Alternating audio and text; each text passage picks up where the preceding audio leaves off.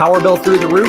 At 320 Solar, that power bill will be no more. In fact, about 90% of our customers report lower solar payments than with electricity. That's more power in your pocket. 320 Solar. Power up.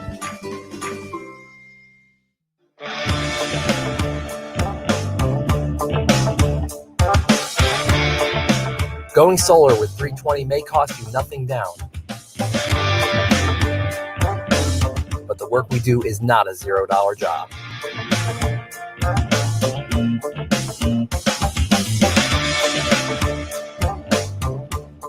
With a 10-year roof penetration warranty and solar panels guaranteed for 25 years, you can have peace of mind knowing we will do the job right every time without question.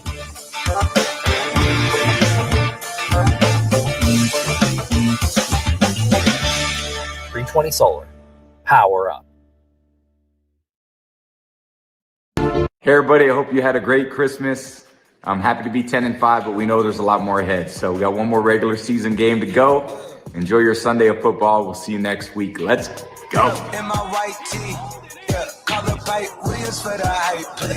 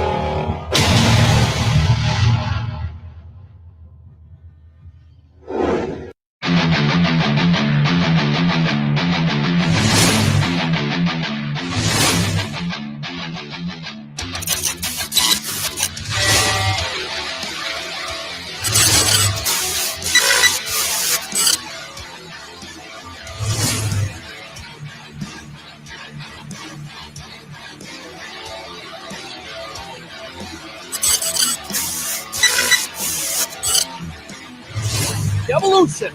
Sports Talk Television live here nightly. All Bucs report. It's the Sports Web. I'm your host, Peter Blake, giving you something to think about on tonight's show. Bring your passion. Bring your excitement. Just don't bring any nonsense.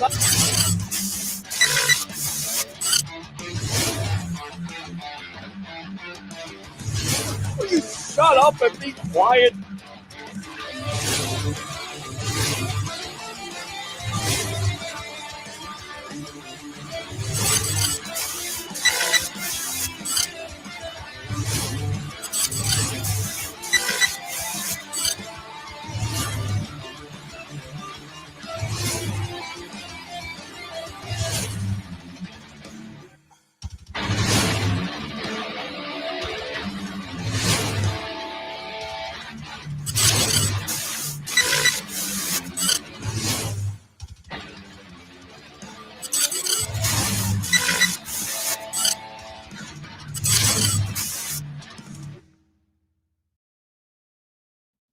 Hey guys, what's going on? Welcome back to another edition of the Evolution of Sports Talk Television here on this Wednesday night edition of the Sports Web Live on Bucs Report. I'm your host, Peter Blake, giving you something to think about, powered by 320solar.com. Here's what we got coming up on tonight's show. We got former Buccaneer great Mr. Ricky Reynolds breaking down that big win versus the Detroit Lions 47-7 on Saturday.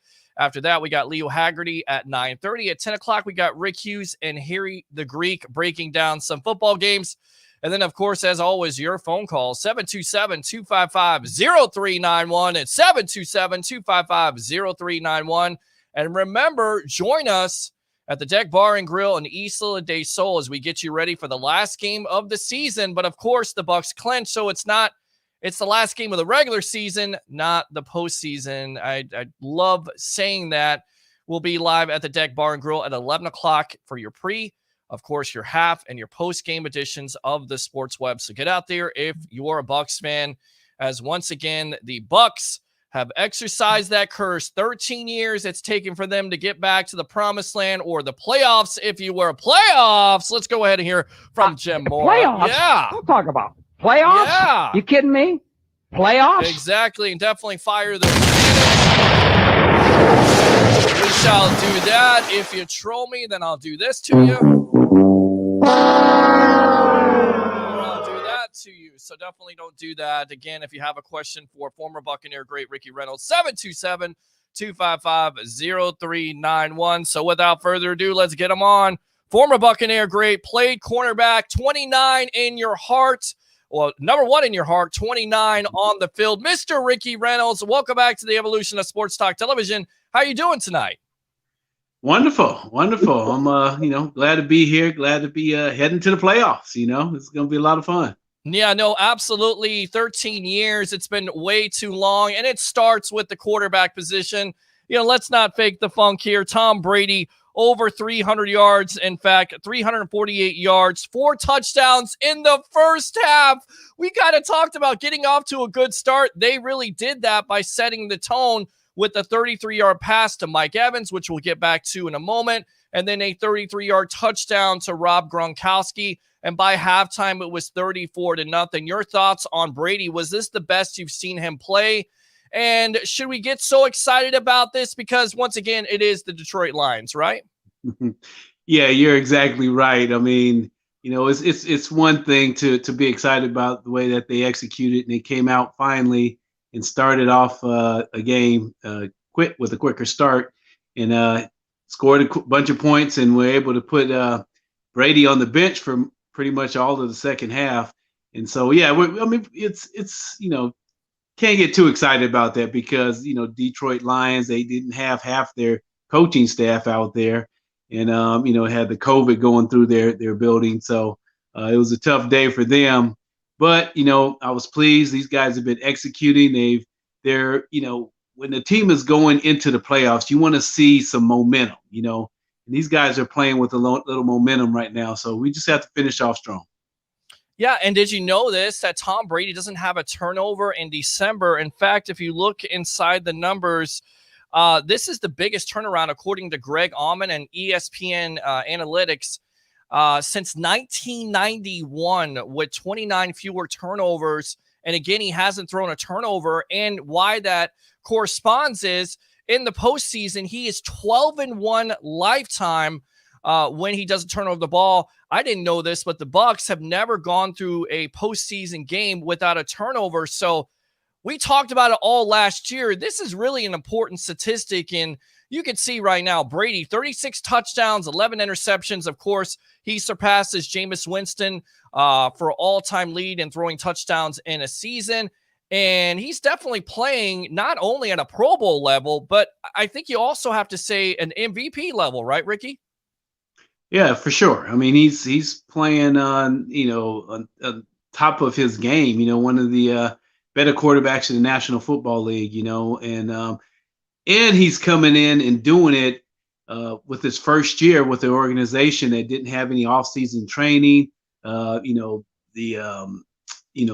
training camp was dummied down, so he hasn't worked with these guys for a long period of time, and he's been able to connect and to do what he's doing is quite amazing.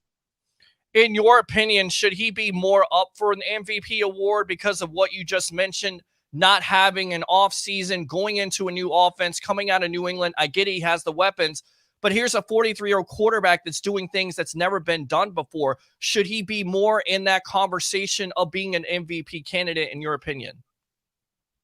My opinion, probably not. I mean, I think he's playing on a high level, but he has had a lot of up and down moments as well, where he's have some inconsistencies and things of that nature. So he has some good numbers, but if you're looking at the eye test, I wouldn't say MVP at this time. Yeah, again, to go down to the numbers, because I love the numbers. I'm a stat guy, and maybe that makes me a geek or a nerd, but whatever. Tom Brady is thrown for 668 yards, 6 touchdowns over a 4-quarter period. Second half last week versus the Falcons, first half today versus the Lions. Brady is the first player over the last 40 years with 600 passing yards over a 4-quarter span. And of course, here come the Atlanta Falcons, and this kind of started. Do you feel like in that second half of the Falcons game, because our own Rick Hughes from the cheap seats, What's Cooking in the South, kind of said something interesting, and it made me think about it. Do you think they kind of turned on the switch in that second half, and ever since then, it's just been bombs away? Or do you think also it could be the level of competition as we went back to the Lions and the Falcons? No, I think they actually did turn on some kind of switch. Something happened, during that halftime because these guys were, really down. They weren't playing good at all, and they, came out and they were a totally different ball team and really executed well on a high level and have been doing, the same thing since then. And I think there's something there. I think maybe it's, things are really starting to click. They're really starting to get a feel for one another, building some confidence and trying to build some momentum. And so, everybody has a reason to be excited about what's going on now. And I always, like I said before, like to see what teams are doing going into that last month, going into the playoffs to before I start deciding on who's hot, who's not, who's going to be rise up and be one of those teams that has a chance to go all the way. Speaking of hot, Mike Evans, 960 yards, of course, his game versus the Lions, 181 yards receiving. Now he only sits 40 yards away from that 1,000-yard plateau. We kind of talked about it in the offseason and before the season, and there were a lot of uncertainties with the new offense and all the weapons that they would have. Talk about Evans' game versus the Lions, and do you think he gets that 1,000-yard plateau? And if he does get that, surpassing Randy Moss for 7 consecutive receiving seasons to start his career, do you ultimately or automatically have to put him in basically Hall of Fame contention? Well, first of all, he's an amazing athlete, a great receiver, and I definitely think he'll get the 1,000 yards this year. I mean, I thought he was going to get it during the game, but eventually they shut it down. I was sitting there counting like, man, he's not that far off, just a couple of more throws, and he might bust it, but yeah, he'll definitely get out. And I think that the his teammates, Tom Brady and those guys will probably will help him shoot for that so that he can break that record of Randy Moss.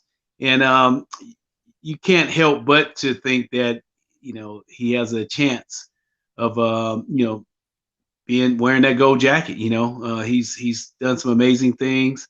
Like you said, to have 7 years in a row over 1,000 yards is an amazing, something amazing in the National Football League because it's hard to do. And for him to be able to sustain that level for that long, that consistency is amazing. So, but he still has a long way to go in order to get that gold jacket. But he's on his way. He's definitely on his way, and this will be put him in consideration by breaking this record.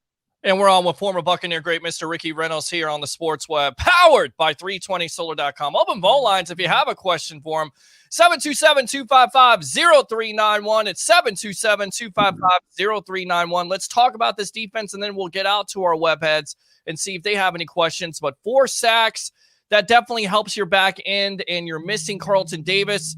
Tell you what, let's get back to that in a moment. Let's go out to one of my favorite web heads, Matt Colson from Oklahoma City. Welcome to the Evolution. You're leading it off here with yours truly, along with former Buccaneer great Ricky Reynolds. How y'all guys doing tonight? Doing great, buddy. I mean, the Bucs doing awesome. How are you doing? Man, I'm getting gassed. I was listening to you, and I just wanted to ask a question. Yeah. If Mike Evans is 40 yards away from breaking Randy Moss's record, why doesn't he get the national recognition that Anthony Brown got when he was at Pittsburgh, or Randy Moss got when he was with Winston or Minnesota or whatever? Mm-hmm. It's like nobody knows who Mike Evans is except for fantasy players. You don't hear about it all that much. Ricky, does it come down to winning? What's the reason why he doesn't get more publicity, Mike Evans? Does he just go about it in the right way? He's not a diva, doesn't have that diva mentality like a Moss and an Antonio Brown? Yeah, that has something to do with it, but a lot of it has to do with national recognition of being on a winning program. When your team wins day in and day out, and you're in the playoffs and playing when it matters, and then people talk about you out there making plays. When all the cities in America are watching during those playoff days, that's when you really are able to get recognized and things of that nature. But during the course of the regular season, you're playing well, you're doing good things, A lot of those games are regional and things of that nature. So, it makes it tough. It makes it tough for, people on the West Coast to see him, people in the Midwest and all that sort of stuff, unless they're playing your team. So he's not getting the recognition mainly because they hadn't been winning and they haven't been able to be in those big games like they were this year. They played in a lot of big nationally televised games this season. All right. What else, Matt? I was just going to say, I think he's going to get his 40 yards. This is what Brady's going to do. They'll get the ball in the first quarter, and they're going to give a couple of shots to Mike Evans at 40 yards so he gets all in one chunk and can sit down. Mm-hmm. That's it? One big bomb. The old man who can't throw is going to put a perfect freaking post pattern out there, 55 yards, and hit number 13. Put that in your book and let me know how that works out. All right, Matt. What else, buddy? That's it. Prediction right there. Let me go ahead and fire those cannons for you really quick. I wanted to call in. I haven't talked to you in a while. Mm-hmm. But I'm pretty juiced. I want to see us beat the Falcons to death. I mean, just put it to them. Just like they did the Lions, right? 47-7. You want to see a 50 burger on them? That's what you want to see? I mean, here's something I noticed. It's getting to the playoff time. We put up 47 on Detroit. Aaron Rodgers put up 40-something. And there was another game that was in the upper stratosphere for scores. Sure. It looks like you got to put some – your defense might as well just stay on the bench because everybody's just running numbers up. It reminds me of an SEC game or something where you're aiming for a 50 burger every single game. And I don't remember a year when that had happened that often. Right.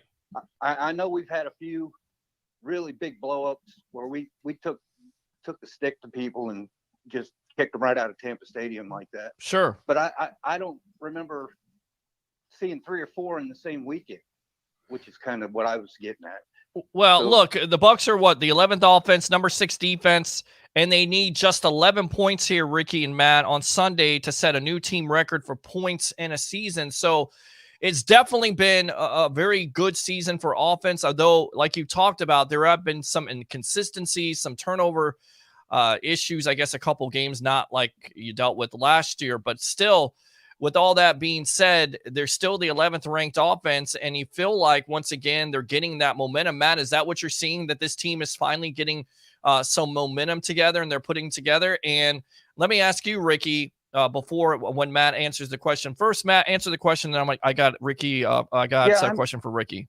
I'm beginning to think, and Rick, I hate to say it, but Rick Hughes has kind of got a point. I don't necessarily agree with him 100%.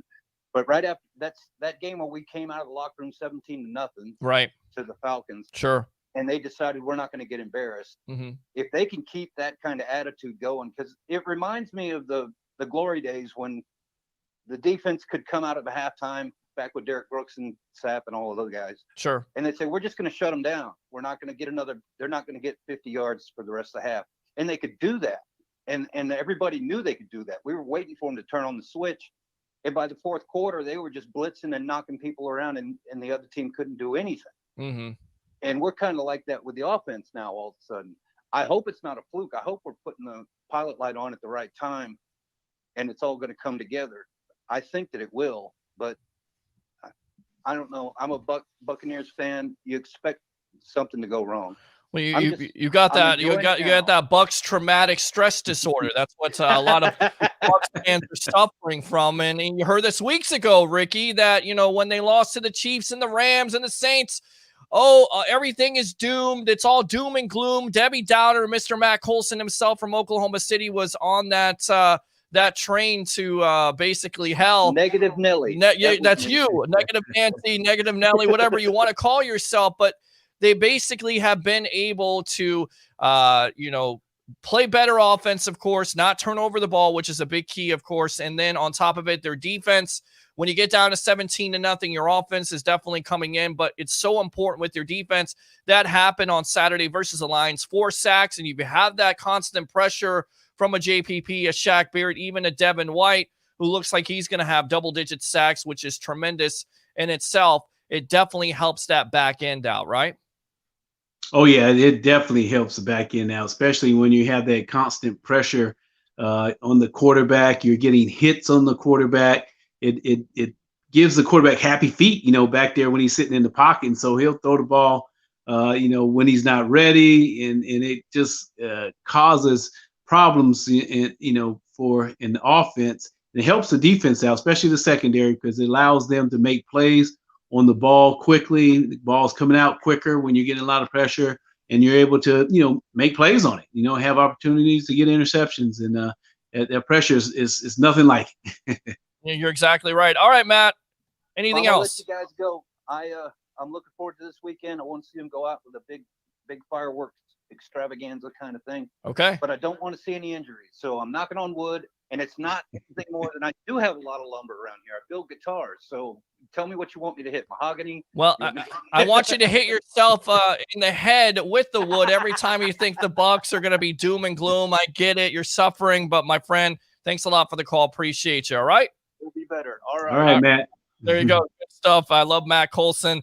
We disagree, but he's definitely one of the webheads here. Thanks a lot for the call. Appreciate you. All right. Here. Let me unplug that. That wasn't good. All right. Let's go ahead and go out to the webheads here. Let's fire those cannons. Absolutely. We did that. Edward says, no one better troll Peter.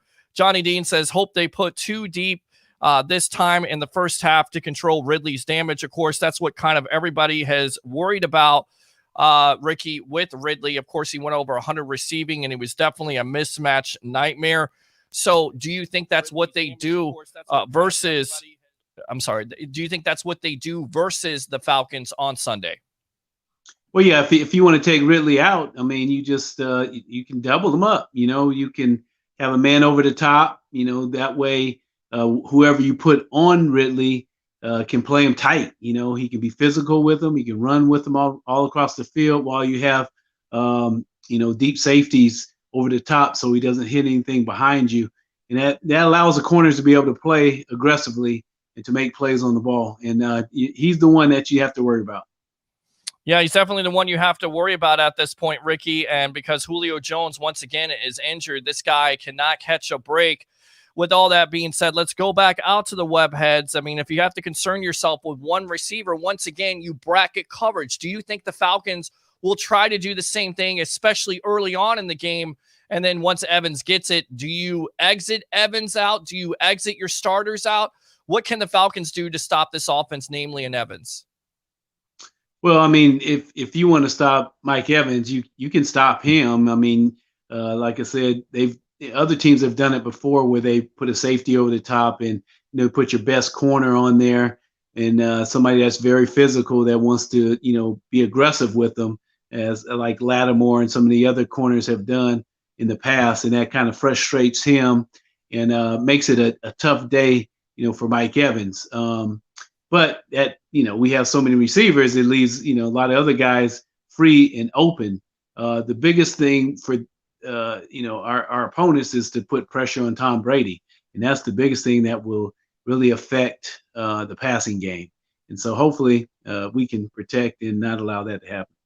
And honestly, if the Bucs had an opportunity to, have the number 5 seed locked up, which they have something to still play for, because as the scenario works out, if the Bucs win, they're the 5th seed. Of course, they would face the NFC East, which is what you want to do in the first place, I believe. But if you don't win and the Rams win, then of course they get the 5th seed, and most likely you may have to go to Seattle. So at the end of the day, that's the reason why they're most likely going to play. And of course, Coach Arians coming out this week and saying that he's going to play the starters. Do you agree with that? Oh, yes, I definitely agree with that. You have good rhythm going on as well. So you want to go ahead and continue to play well, finish strong, but also you don't want to have to take that long trip to Seattle. That is a long trip, and it can wear you out, especially depending on the timing of the game. And then you have to fly all the way back and get back, in the wee hours of the morning. It takes a lot out of you when you have to take those long trips. So let's go ahead and win, get that 5th seed so we can stay on this side of the coast and go ahead and play, Washington or whoever's going to be playing the NFCs. Yeah, no, absolutely. We're on with former Buccaneer great Mr. Ricky Reynolds here on the Sports Web, the evolution of sports talk television, powered by 320solar.com. If you have a question for him, 0391. It's 727-255-0391. Got a question here from Brandon. He says, who would actually be the most favorable matchup for the Bucs if we face the NFC East, Ricky? In your opinion, is it the Washington football team? If, of course, Washington loses, which, by the way, they cut their starting quarterback last Sunday in a Dwayne Haskins, or the Giants or the Cowboys. In your opinion, who's the most favorable matchup for the Bucs to play in the first round? Wow, the most favorable matchup. That's that's a tough one because the Cowboys are really starting to find their groove and starting to play well at the moment. But I would rather go against their defense versus Washington. Washington has a pretty good defense, and that would be my biggest concern is Washington's defensive front getting pressure on Tom and roughing him up a little bit. So I mean, if I had to pick between the three, I'd probably say the Cowboys. Yeah, I mean, you look at the Cowboys, though, their weapons on the outside. You have a CD Lamb, a Robert Gallup, a Amari Cooper. Andy Dalton is somewhat playing well, so that would maybe be a matchup that you would kind of favor the Cowboys. Do you think that Bucs defense, especially that back end, with getting back a Carlton Davis, who was a limited participant today in practice, do you think that back end of the defense could handle the Cowboys in that offense? Well, with our defensive front, because they're banged up front in their offensive line. So I think that's where we'll have the advantage is that we can, be able to get quick pressure, on Andy Dalton and company and be able to help to take those receivers out of play. What about the Giants? Because a lot of people kind of point to that game, 25-23. Some say the Bucs really got lucky in that game. It should have been a pass interference. It could have led to overtime. Would you be concerned about playing the Giants, or do you think, once again, this team, not only offensively, defensively, but special teams, hopefully, especially with Suckup and his struggles versus the Lions, would be more prepared than they were on that Monday night visit? I probably wouldn't be as concerned. I think the Giants are up and down team. I think they played very well against us during that day, and I think we were still trying to find ourselves. We weren't the team we are today, and so I think if we played the Giants, we would be favorable in that game. I think we'll have a good chance to win that one. All right, good stuff. Let's go back out to the webheads here. I don't care who we play. We don't control that. All that matters is we can ask more from this team. Can we ask for more? It says, is there anything we can ask more from this team at this point in the year? What extra points? Okay, great problem to have if that's your only problem. And, of course, that was kind of the problem against the Lions. Is there any concern? Because Suckup has definitely made most of his kicks all year long, but has a couple extra missed points, and then he misses a field goal from 42 yards. Any concern with the mentality of a kicker? And I know if that's your main problem, you shouldn't really have that much to worry about, but still, it's a kicking deal, and games can become close, especially in these winter months. Yeah, I wouldn't be concerned. I think he's been very consistent throughout the year. It's a long season, and so he had a bad game this past week, but I think he's a guy he's a veteran. He's been doing this game for a long time. I'm sure he's had bad games before and he's bounced back. So I wouldn't be concerned, and I'm pleased with who we have out there kicking the ball now. Let's be a little bit negative after that tremendous win versus the Lions, 47-7. Did you see anything that would concern you going forward, or was this pretty much a perfect game that you would want that momentum going forward with this Bucs team? Well, I mean, if you want to look at that game, I'm not too concerned with anything. I would say the biggest thing is to just continue to improve our pass defense. Just our overall coverage and being able to make plays on the ball down the field when the ball is thrown. I think we lack some of that. We're not, knocking down as many passes as we need to be doing in the defensive secondary. When we get pressure on the quarterback, it helps a lot, helps those guys out because the throws aren't always on target. But if the quarterback has a lot of time, I would definitely be concerned. Yeah, I mean, they hold the Lions offense to under 200 yards, but of course, Matt Stafford going out early definitely helped that. Give me your analysis on those guys in the back end, and a Jamel Dean, a Sean Murphy Bunting, and a surprising addition, Ross Cockrell. He's really played well in Carlton Davis's absence, right?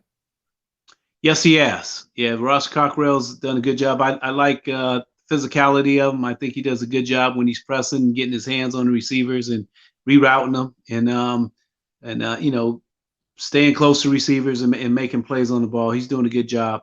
Um, SMB is been a little up and down for me.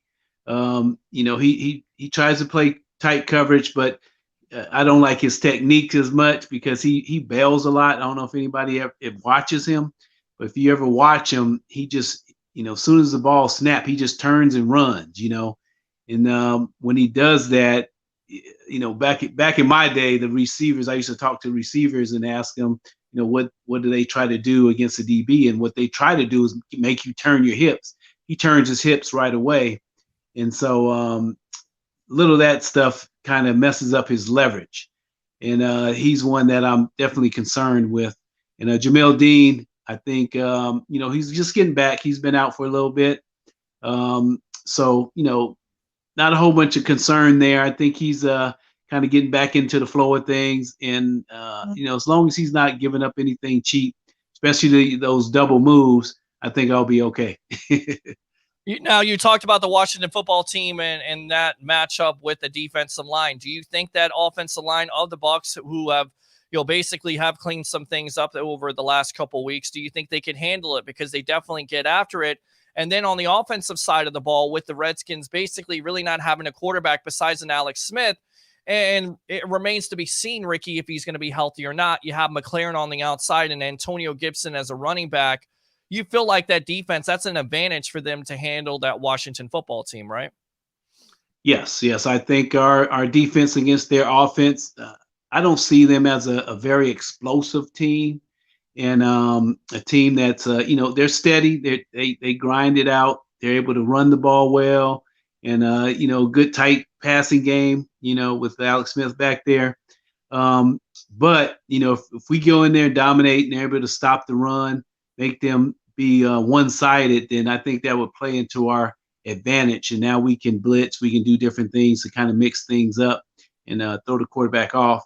But I think we'll be okay there. Deep, you know, our offense, I think we can handle. You know, it just depends on what type of day our offensive line is having. You know, there are days where they do go out and play, you know, pretty well. As long as they communicate, they're able to pick up the blitzes and different things that you know, the defense is trying to do. And you know, because sometimes we don't communicate well, and then that just kind of throws us off. But you know, like I said, I think if these guys can communicate and play together, I think they should be okay.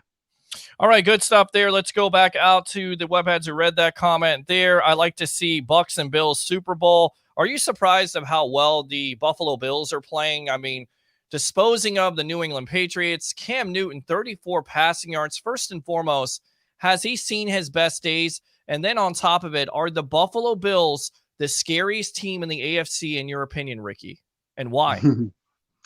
Well, first, Cam Newton is yeah, definitely struggling. I think he has seen his best days. You know, I can't be too quick to say that because you know, he hasn't really had an off season to be able to work, you know, in the system and to be able to try to learn it and to be able to perform on a high level. He's a guy that he's going to go in there and grind. He's going to work hard. He's going to try to, you know, do his best. And I think the longer he's in a system, the better he'll get.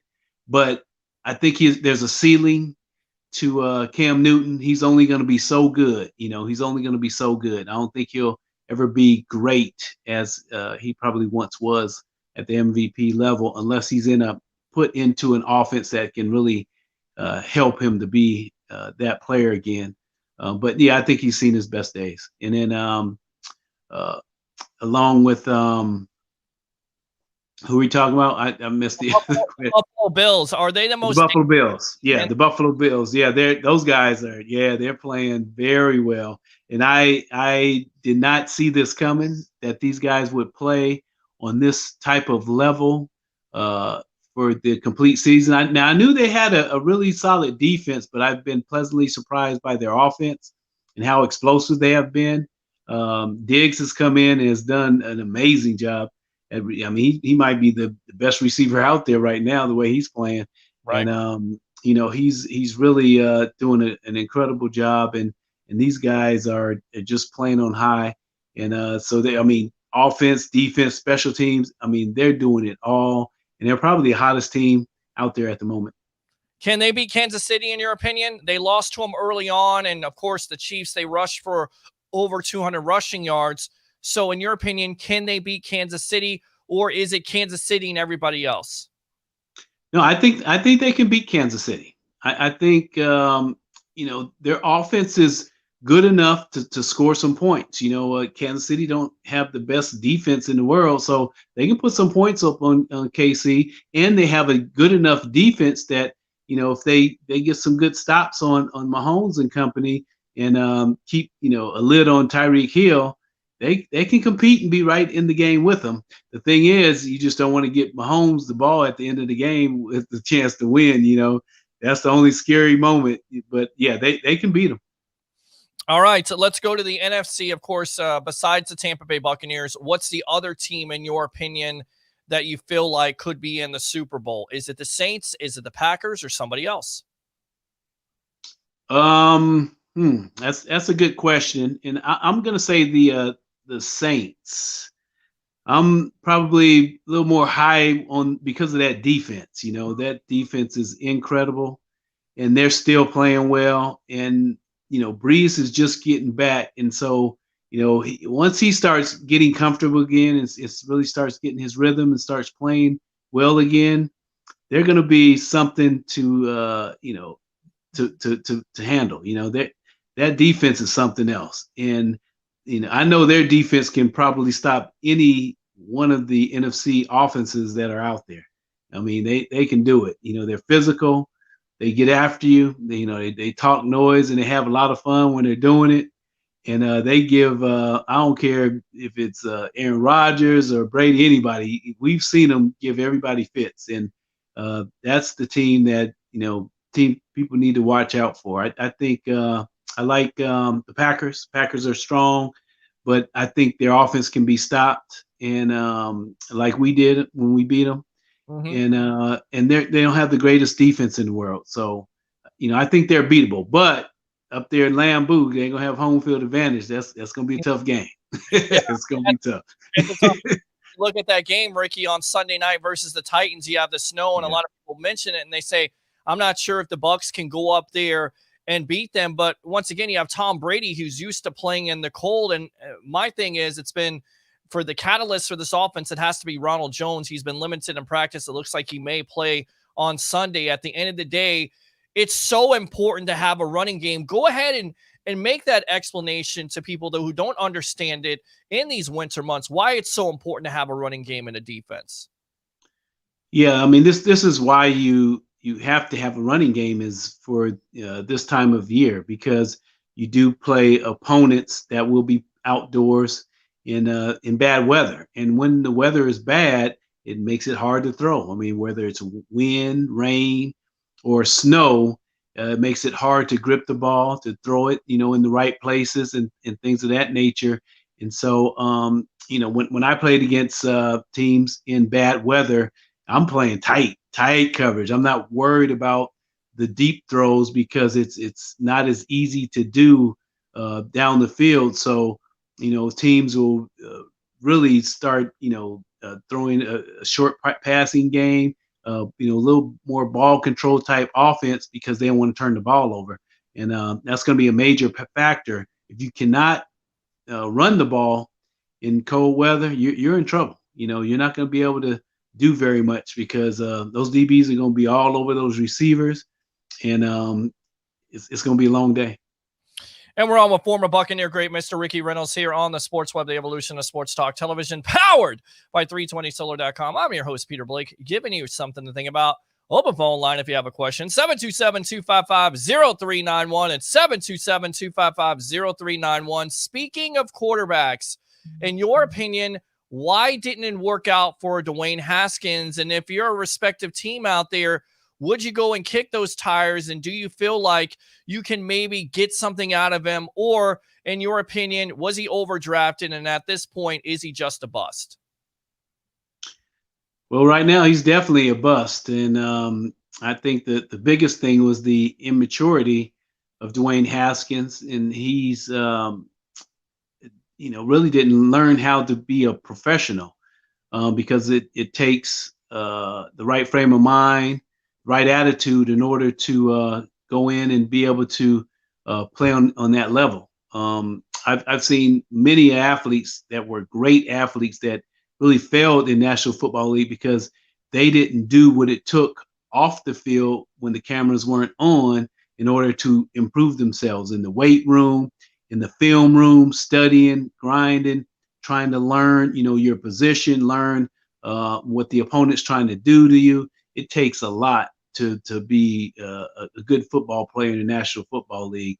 And he wasn't disciplined enough, especially at the quarterback position. You have to know what everybody on that field is doing. So you have to spend some time in the book, learning what you have to do, the game plan each week, studying, getting in there and reviewing film, getting your rest, not hanging out all night, getting your party on. You just can't do that. You have to be focused and establish yourself, especially as a young player. You have to come in and establish yourself as a player that's going to be around for a while before you want to go out and start doing all those things. That you have the whole off season to hang out and and enjoy yourself. But right now during the season, you have to grind. Former Buccaneer defensive tackle and now works for ESPN, Booger McFarland, had some comments, and some people kind of took offense to. I want to read these. Oftentimes, young players, especially young African-American players, because they make up 70% of this league, they come into this league and ask themselves the wrong thing. They come into the league saying not, how can I be a better player? They don't say, how can I be a better teammate? They don't say, how can I be a better person? How can I get my organization over the hump? Here's what they come in saying. They come in saying, how can I build my brand better? How can I build my social media following better? How can I work out on Instagram and show everybody that I'm ready? But when I get to the game, I don't perform. He also had this to say about Haskins, comparing him to Jamarcus Russell, who, he's a bust in itself, having purple drink, if you will, and then also not even reading his playbook. Dwayne Haskins, unfortunately, is not the first case that I've seen like this, and it won't be the last, and it bothers me because of a lot of it is the young African-American player. They come in and they don't take it as a business. It's still a game to them. Do you agree with those comments? Do you have any problem with them? Because a lot of people kind of circled or focused on the fact of him saying young African-American, and they kind of took offense to it because there are white quarterbacks in this league who have kind of done the same thing, if you will. Maybe a Johnny Manziel not necessarily getting his mind right into the playbook and playing well on the field. Do you have any problem with Booger's comments? Yeah, I do. I mean, I don't like that he used young African Americans like those are the only athletes that are out there doing this sort of thing. Like you said, no matter who it is, when you come into the National Football League or into pro sports period, you have to learn how to be a professional. And I don't care what race anybody is. That goes for everybody across the board. White, Hispanic, Asian, what have you, African American. I'm sure there's plenty of guys that have that have done it. In all the different races where they've come in and they think their talent can just take them, overshadow everybody that's out there, and it's not like that. You have to get in the National Football League because all these guys can play. I mean, I don't care who you are, all these guys can play, and so it's a matter of now it's I got to be smart. I got to know what I'm doing. I got to know how to line up. I got to know what my opponent's, trying to do out of what formation. And I mean, it's so much to learn, and yeah, so I definitely take offense to that. I think he should have put it in a different way. He shouldn't have even said African American, players, because it's not, it's probably a small group of guys that do this. As far as the social media and stuff, all that's new to me. Because I mean, I didn't grow up in that, and I'm sure that's a big part of what these guys do now. I mean, they do it in high school. They have to brand themselves and put themselves out there, uh, for the colleges and universities and things. So they come in knowing all that sort of stuff, but I'm sure they learn the ropes coming up of being a good teammate, of being a good player, for your team, and being able to interact with your teammates. Because no matter what level you play on, you have to be able to do those things. Is that why you think there is so much of a bust rate? Because there are athletes out there more worried about their brand, more worried about social media than putting their head in the playbook and making their team and making them better? Or like you said, is it a small group of guys? Well, I mean, I'm sure it's a small. I mean, it's hard for me to say now because I'm not in in those rooms anymore, and I don't know some of these guys that what they're doing. But I'm sure it's probably just a small group of guys that are spending more time in that avenue in social media than they are in the classroom. Because if you look at the level of play in the National Football League, it's still high. These guys are playing well. They're sharp. They're smart guys, and they do very great things out there, and they're breaking records. So they're getting things done, and you can only do that by getting in that playbook and studying and working out during the off season, and getting in the weight room and applying yourself, and it's just another part of it is doing the social media thing, and these guys are growing up with it, so it's just second nature to them. That's something they do in their spare time, and coming to work, going from work, and in between meetings, I'm sure they're always on their phone. So that's just second nature to them. That's probably an easy thing. So I don't think that's a major factor with the young guys nowadays. And we would know, we know about how serious you were and how you took the game seriously, got into the playbook, and definitely try to make yourself better. How would you handle the social media aspect if you had to play today? Would it be the same? Would it be just focused on the game? Or would you think about branding yourself and going on Instagram and working on stuff like that? For me, I'm sure I would probably, keep a little bit out there as far as the social media, but I would tone it down during the season because I need to, focus on playing ball. Doing what I do, studying, learning, studying your film, getting in the weight room, and all that sort of stuff, and doing a little bit of social media because you want to keep yourself out there, keep yourself branded. But once the season's done, then that's when you want to focus on it a little more and really kind of splash into it. So you have to have your priorities set, and these guys need to know that the football field comes first, because if it doesn't, you're not going to have a much of a platform to stand on, because you're not going to be in the league if you out there messing around too much and allowing your opponent to whoop your butt every Sunday. Absolutely. All right, let's go out to the phone lines. Welcome to the Evolution. You're on with yours truly, along with former Buccaneer great Mr. Ricky Reynolds. What's your name? Where are you calling from? Hey, Rick. Hey, Ricky and Peter. It's Curtis, man. How you doing, man? What's going on, Curtis? How you doing, bud? Doing good, man. So I wanted to comment on the whole Booger McFarland thing. Okay. So in a way, I kind of agree with Booger McFarland, but in a way, I don't agree with him. Mm-hmm.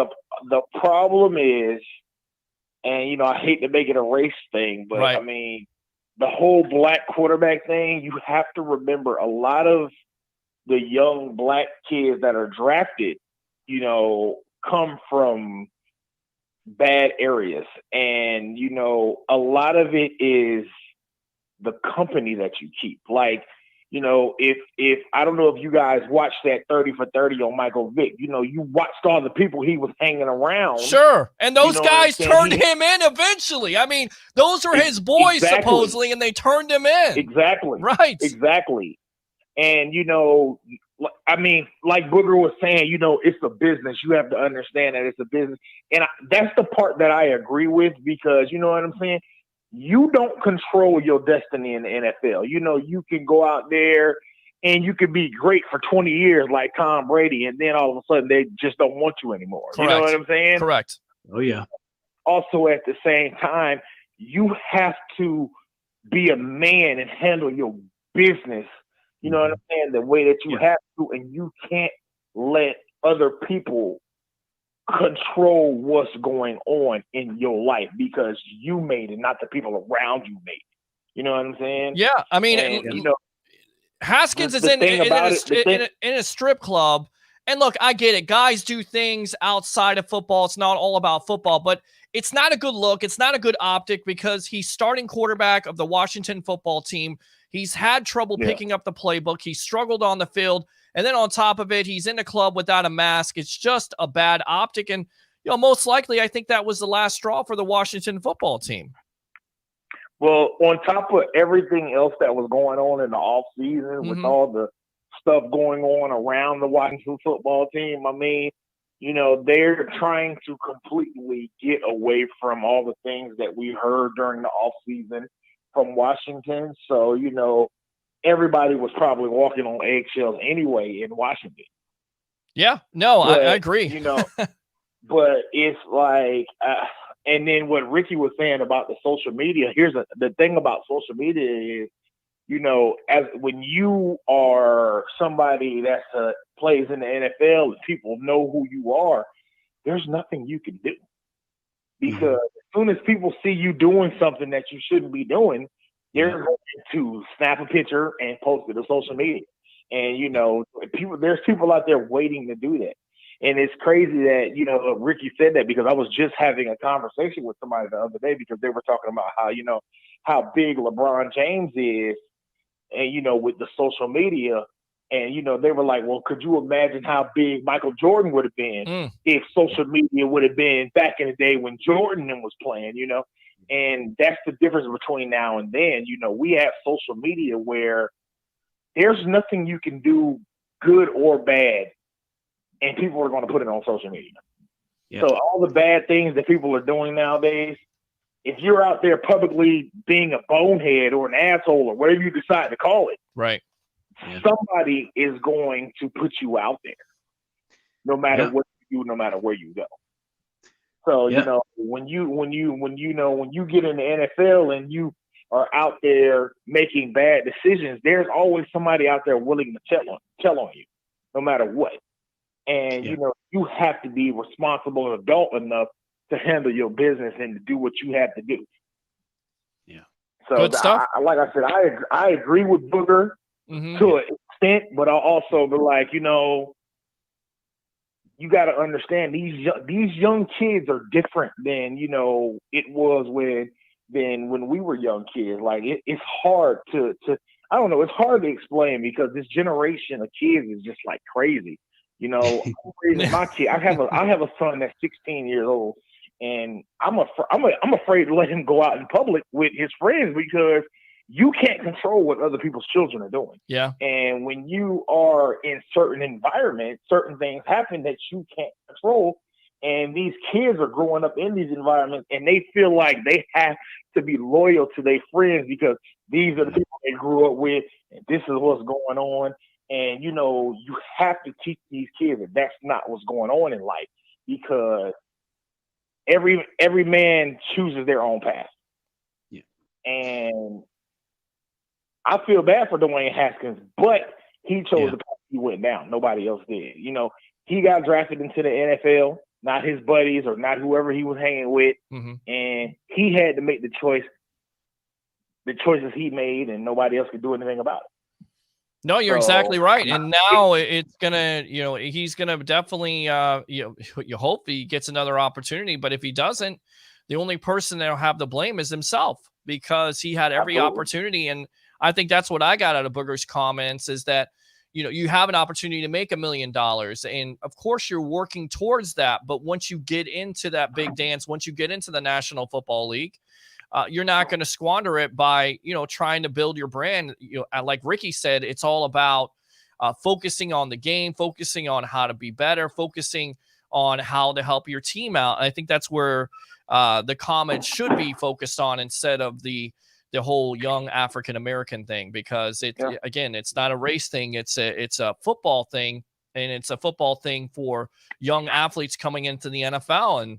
And that's what we need to focus on. And hopefully, again, Dwayne Haskins gets an opportunity. Who knows? Maybe he gets an opportunity for a team to be a starting quarterback, but he's definitely got to work harder than what he did with the Washington football team. Anything else, Curtis? I mean, it just goes back to it's the gentleman that you have that comes on. He works for scouting for 30 years or whatever it was. Sure. He was telling a story on the show a couple months ago about, the Nebraska football team and Lawrence Phillips. Yep. And, the things that were going on in that locker room that nobody knew what was going on. Correct. Because it only went on in the locker room, or, how the team around people kept it hush-hush. If we would have, like I said, if we would have had social media back then, all that stuff would have been exposed compared to now, none of that stuff was brought out into the open until people tell the stories now. But as far as like the social media now, there's nothing that goes on with somebody being a bonehead or whatever you decide to call them. And it comes to the light immediately. Yeah. I mean, that's the thing you have to focus on, Rick. I mean, so it's very, very well said, Curtis. There, very well said. As far as this team, as long as but on a positive note, yes. I feel like Mr. Ricky, for you, I feel like as long as this defense stands up in the playoffs and our offensive line stands up in the playoffs, I think we'll be okay. No matter what goes on, if that offensive line blocks like they've been doing for Tom Brady, and that defense continues to play like we've been playing, I see us having a long playoff run, like literally. Yeah, I definitely think you can have a long playoff run. Good stuff, Curtis. Let me go ahead and fire those cannons right there. Curtis. All right, guys. All right. Second call. Appreciate you there, Curtis from Newport Richie. One more thing, and then I want to talk and get your prediction for the Bucs. T.O. comes out today on a podcast and says he knows for a fact that McNabb was drinking. In fact, he said, why would somebody lie? There were teammates that said he threw up in the huddle. Personally, I didn't see it, but there are guys, and I know there are teammates that I've talked to recently that said they saw him throw up in the huddle. I've talked to teammates since then. I know for a fact that he was out the night before. Before the biggest game pretty much of all of our careers against the Patriots. There are people that saw him out the night before. They said he was drinking and contributed to him throwing up in the huddle. He obviously had a history of conditioning problems. So for me, knowing all that information, I feel like that was irresponsible. First and foremost, what do you think of this situation if McNabb and some of his teammates said he was drinking the night before? Not a great choice by McNabb if he was doing that. Do you believe T.O., or once again, is this he said, he said, I wouldn't want to say she said, but sometimes T.O. definitely can act like somewhat of a female, right? Yeah, I think he's just being messy. I mean, why is he bringing this up now? Right. I mean, how many years has it been? And all of a sudden now you want to be messy and try to, ruin McNabb's name. I mean, like you said, if it happened back then you should, and it meant something to you, you should have said something then. But I mean, most of the time you just keep these issues in house, and you go to the man and you say something to him. Don't bring all this stuff out in the public. I mean, and like you said, if it did happen, that's awful on McNabb's part. But I can't imagine. I mean, the way that this guy played and prepared, that he was doing something like that. But he's just being messy. It's doesn't make sense to bring something like this up at this point in time. All right. Without bringing shade or being messy yourself, You don't have to say the teammate's name if it happened. Have you ever been a part of a team and say a player drank the night before and didn't necessarily play his best? No, not me personally. I hadn't noticed it. I mean, guys drank. I mean, have a couple of beers and things like that. In the evening before dinner or whatever. Not no heavy drinking, but guys will have a drink or so here and there. Everybody's grown men. But I didn't recognize anybody being messy about it. Most guys handle their business the way that as professionals most of the time. But no, I don't recall me anyway being in that situation where I noticed anything like that. All right, there you go. Former Buccaneer great Mr. Ricky Reynolds. Speaking of Messi, the Tampa Bay Buccaneers versus the Atlanta Falcons. The Falcons give the Chiefs everything they want. They miss a field goal at the end of the game to tie the game up. Is this a close affair, Falcons and Bucs, or once again, do the Bucs blow their doors off like they did much in the second half of their first meeting? I think the first half will be close. I mean, you're going to get their best shot then. I know being in this situation, it's their last game, so these guys all week have been, shipping their cars home and planning their vacation. So their mind is not completely on football, but they're going to give it their best shot at the first half, and I think the Buccaneers open it up and beat them handily in the second half. All right, there you go, Mr. Ricky Reynolds here on the Sports Web, the evolution of sports talk television, powered by 320solar.com. We keep on saying it, but we got to get you out to the Deck Bar and Grill in Isla de Sol for a pre-half and post-game edition of the Sports Web. And speaking of messy, those wings are messy, but they're a good messy. Not like T.O. and McNabb's relationship. So we're going to have to work on that either this week or in the playoffs. Who knows? Playoffs after 13 years. Yeah. So we'll work on getting you out there. But once again, thanks a lot for your time here on the Sports Web. All right, boss? Well, yeah, thanks a lot. And look forward to seeing you again next week. Absolutely. Happy New Year, by the way. All right. Yes. Happy New Year to you as well. Any big plans? Because I keep on asking people, what are you going to do on, the New Year, New Year's Eve, New Year's Day? People say, I'm laying low. And I'm like, wait a minute. 2020 was one of the worst years of all time. And you're laying low. You're not celebrating. You're not partying. You're not having some adult beverages. Are you having a couple adult beverages here, Ricky? Or are you laying low? I'm sure I will have a couple of adult beverages, but I'll be laying low right here at my house doing it. So I'm gonna have a good time with my family, my wife and my kids, and then just enjoy each other and wave goodbye to 2020. Any New Year's resolutions for 2021? Any New Year's resolutions? Nothing special. Just continue to try to strive to be the best I can be, make a little more money, and help a little more in the community. Absolutely, and get you on the Tampa Bay Buccaneers in some coaching capacity, okay? Because I feel like all the tips you're giving on the Sports Web for Sean Murphy Bunting and a Carlton Davis, they could use you just a little bit. Just saying, who knows? If you need just a little bit, agent or somebody to push the idea. I'm a kind of a salesman, so I could sell water to a well. I definitely can sell Ricky Reynolds to the Tampa Bay Buccaneers. Not that you have to. Former Buccaneer great Ricky Reynolds. Happy New Year. Thanks a lot for your time. All right, Peter. Thanks a lot. We'll see you next time. All right, good stuff there. Ricky Reynolds on with us. Let's go ahead and take a commercial break because that's what we do. And then when we come back, we'll have Harry the Greek. We'll have the legend of self, Mr. Leo Haggerty. We'll have Rick Hughes. And, of course, your phone calls. We're not neglecting you tonight, Webheads, but so much great conversation. And your Tampa Bay Buccaneers are in the playoffs. Playoffs! All right, so keep it locked here on the evolution of Sports Talk Television, powered by 320solar.com. Keep it locked.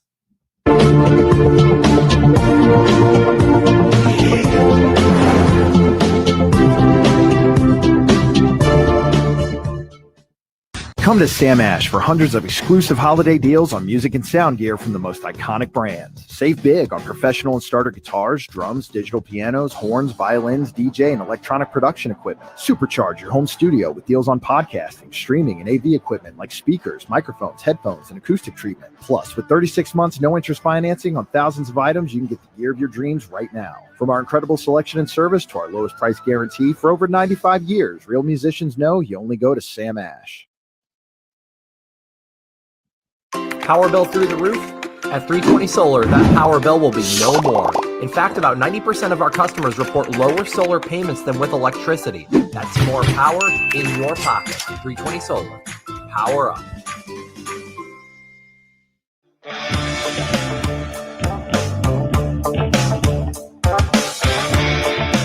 Going solar with 320 may cost you nothing down. But the work we do is not a $0 job.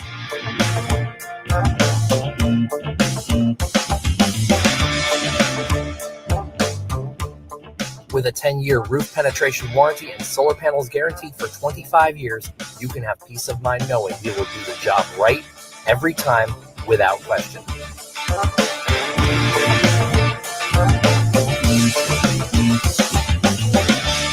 .320 Solar. Power up. All right, welcome back to the evolution of Sports Talk Television. It's the Sports Web on this Wednesday night edition, a day before New Year's Eve. Last check on that Gator game. I know there's Gator fans out there. It was not good, 17-0 against Oklahoma in the Cotton Bowl. And of course, once again, just a reminder, we will be back. I believe definitely New Year's Day we'll have a show here, but of course on Sunday, getting you ready for Bucs versus the Falcons, your pre-half and post-game editions, pre-game starting at 11 a.m. at the Deck Bar and Grill in Isla de Sol. Great food, great service. Definitely join us out there if you're a Bucs fan for the Sports Web, powered by 320solar.com. Let's go back out to the webheads, and then we'll get our full crew of guests on here.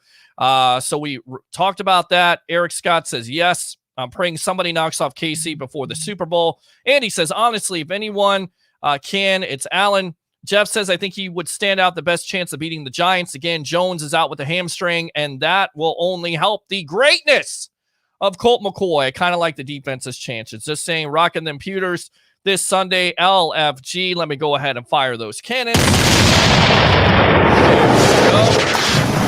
Sherwood says, Bucs Nation. I definitely turned up the volume on the callers there. Jeff, maybe turn up your phone a little bit. What's it like? The Lions? I don't know what that's about. It's calling for rain in Tampa on game day. Hope that doesn't affect Evans getting the record or Rojo getting 1K. I think they will no matter what. Johnny Dean says, Bowles is probably the best defensive coordinator at adjusting at the half. Taylor Allen, wife of Joshua Cole Allen, nothing's going to stop us now. Let's go Bucs. Absolutely. Jeff says, I heard that Rojo may be playing with a pin in his fractured pinky finger. I'm worried that it may affect his ability to hold on to the ball. He has had an issue with fumbling in the past. Ricky looking good. Absolutely. Hey, guys, what's up? Let's go Bucs. Johnny Dean says, I expect him to play on Mike. Hard try to keep him from that 1,000. Give me Dallas all day over an Alex Smith-led team with that defense. Jeff says, at least against the Cowboys, weather won't be a factor. Good point. We just need to show up for 4 quarters every week on both sides of the ball so we can win the Super Bowl. No doubt here, Jeff. Again, special teams in general is a big concern. Matt, Andy Dalton has playoff experience. Alex Smith may be the better option. Carl, it's all about momentum. Johnny Dean, Smith doesn't make mistakes. Jeff says, what does Ricky think of Antoine Winfield? We'll get his thoughts next week on that, especially his technique. Sorry we missed the question. I finished watching a Barry Sanders video. How was he as a player to go against? We talked about that before. He said very difficult to tackle. Of course, you can only imagine. Howdy Men from Eastern Montana says Keenan. Mike D. Roche says Bears might win. Coin toss. Bucs aren't worried about cold balls. We got Brady now, says Johnny Dean. Oh, damn. One of the great cornerbacks of Tampa, Mr. Ricky Reynolds, absolutely exclusively here on Bucs Report on the evolution of Sports Talk Television, the Sports Web. People say, you don't have players on. We got players on here. We've got analysts. We've got newspaper writers. And, of course, our own guys here, a part of Bucs Report. Great call, Curtis. Fire those cannons. Absolutely. We shall do that. I kind of feel bad here, Keenan, because I have a question. Ricky, when you were in the NFL, what are the rules? What could what could and could not do stricter about the same as they are now since you're considered a public figure? Keenan will answer that question next Wednesday. Get on here. John Riggins had his own beer shed at the stadium. So, yeah, a lot different. Yes, sir, says Best Virtual Edits Video. Welcome back. Haven't seen you in a while, my friend. It's because T.O. has his own podcast and needs content. When you have your own podcast every day, you end up telling your whole life story, good or bad. I have been there. I have told you my whole life story, how I can't cook, about my family. So I understand what it's about. Of course, this wouldn't be a podcast. This would be the evolution of sports talk television, a cross between a radio and TV show. But you're exactly right when you're looking for content. And Ricky's right. Why would you mention it now? We'll ask the guys in the lobby here in a moment. I don't think T.O. and McNabb's relationship or lack thereof was ever some big secret after the fight in the locker room they had. Jeff says Jim Moore will always live on our heads and hearts for playoffs. He will. Playoffs? Yes. Don't talk about playoffs. Yes, Jim. You kidding me? We're going to talk playoffs. Absolutely. Christopher Cole says, I'm having a bonfire here at the house. Christopher Cole, very cool. Laying low will probably end up watching Bucs highlight game content on New Year's Eve. Never been this excited to be a Bucs fan, baby. Eric Scott says, you won't go live on New Year's Eve, Pete. Special BR Bucs Cannonball drop edition. 10 likes and you got to do it. You guys want me to go live on New Year's Eve? I don't know. Maybe. I wasn't planning on it. I'll think about it. Okay? Who knows? If we can get over 2,000 views tonight, maybe I'll do it. How about that? Hey, Peter, gotta like Bucs chances, except damn Saints. They seem like they have our number, but very tough to beat the same team 3 times in a row. And the troll of the night, one and done, fool. And here's what I got for you, fool, right here. Of course, Roger Shue trying to be, I don't know, I guess Mr. T's watching Rocky 3 too many times there. Fire them cannons as we shall. Right there. Steve says, go live New Year's Eve, man. Goodness gracious, everybody asking for it. So let's go ahead and go out to our guys here. We've got, let's go ahead and take a phone call really quick, and then we'll go out to the guys. Rob, the sports god, as he likes to be called, from Clearwater. Welcome to the Evolution. What do you have to say? I know you're not going to talk Bucs football. You're going to talk something totally different, aren't you? Yeah, Pete, the Bucs are looking pretty good this year. But I just wondering what you think about the Orlando Magic being 4-0. Tremendous. And also about the Rays trading them players to the Padres. Well, I told you how I feel about it. You're just trying to get me fired up again. I think it's a horrible situation. You're 2 games away from winning a World Series, and your owner decides to trade away one of your best pitchers. It doesn't make any sense at all. I get it. Everybody says, oh, well, this is what the Rays do. This is what the Rays do. Oh, what do they do? 22 years in existence, no World Series championships. That's what they do. What do they do? Cut pay. I don't like the move at all in the Orlando Magic right now. Tremendous job, 4-0. Let's see if they can keep it going. Of course, it's going to be tough in that Eastern Conference with the Milwaukee and a Greek Freak and, of course, the Miami Heat, who are looking to get back to the finals. So we'll see if they can keep it going, but they are 4-0 in this early season, and the Toronto Raptors, a.k.a. playing in Tampa, has not necessarily been off to a great start, but it is a long season. Does that answer your questions, Rob? Yeah, Pete. Have a happy New Year. Great show. All right, man. I appreciate you there. So there you go. That's Mr. Rob, the sports god, Mr. Expedient himself. Let's go out to the legend himself, former Coach Scout, and now media member of Night Sports Productions. It's Sports Mag, Mr. Leo Haggerty. We'll go out to Harry the Greek, Mr. 88%, our professional handicapper. And, of course, Rick Hughes from the cheap seats. And what's cooking in the South? Gentlemen, welcome to the Evolution of Sports Talk Television. And, Leo, I got to start out with you there. You got to move up just a little bit there. You kind of come up. I want to see you. I want to see your whole face there, Leo. But of course, now. Well, here's what I'm hiding. Here's what I'm hiding. What are you hiding? I didn't think people see that Tampa Bay Rays shirt. See what I'm got on here? You know? Oh, look! I got an Evan Longoria shirt on. That's got to tell you what the Rays do. Well, yeah, and people wonder why they don't have fan support. But when you're getting rid of fan favorites every 2 to 3 years, like they're basically stocks, then that's the reason why you don't have it. With that being said, we'll get back to that at the end of the call here. Leo Haggerty, give me your thoughts about this Detroit Lions win, 47-7. I mean, a complete and total domination, right, by the Tampa Bay Buccaneers? Well, Okay, I Well, think we're Peter, I don't know if any of you or your guests heard that they arrested Wayne County police came in and arrested 53 guys impersonating the Detroit Lions at the end of the game. The Lions had no answer. They didn't want to be there. You could see. And when Stafford went down, it was just a matter of how bad it was going to be. And again, we expect that from this team now. They're 10-5, had a chance to get to 11.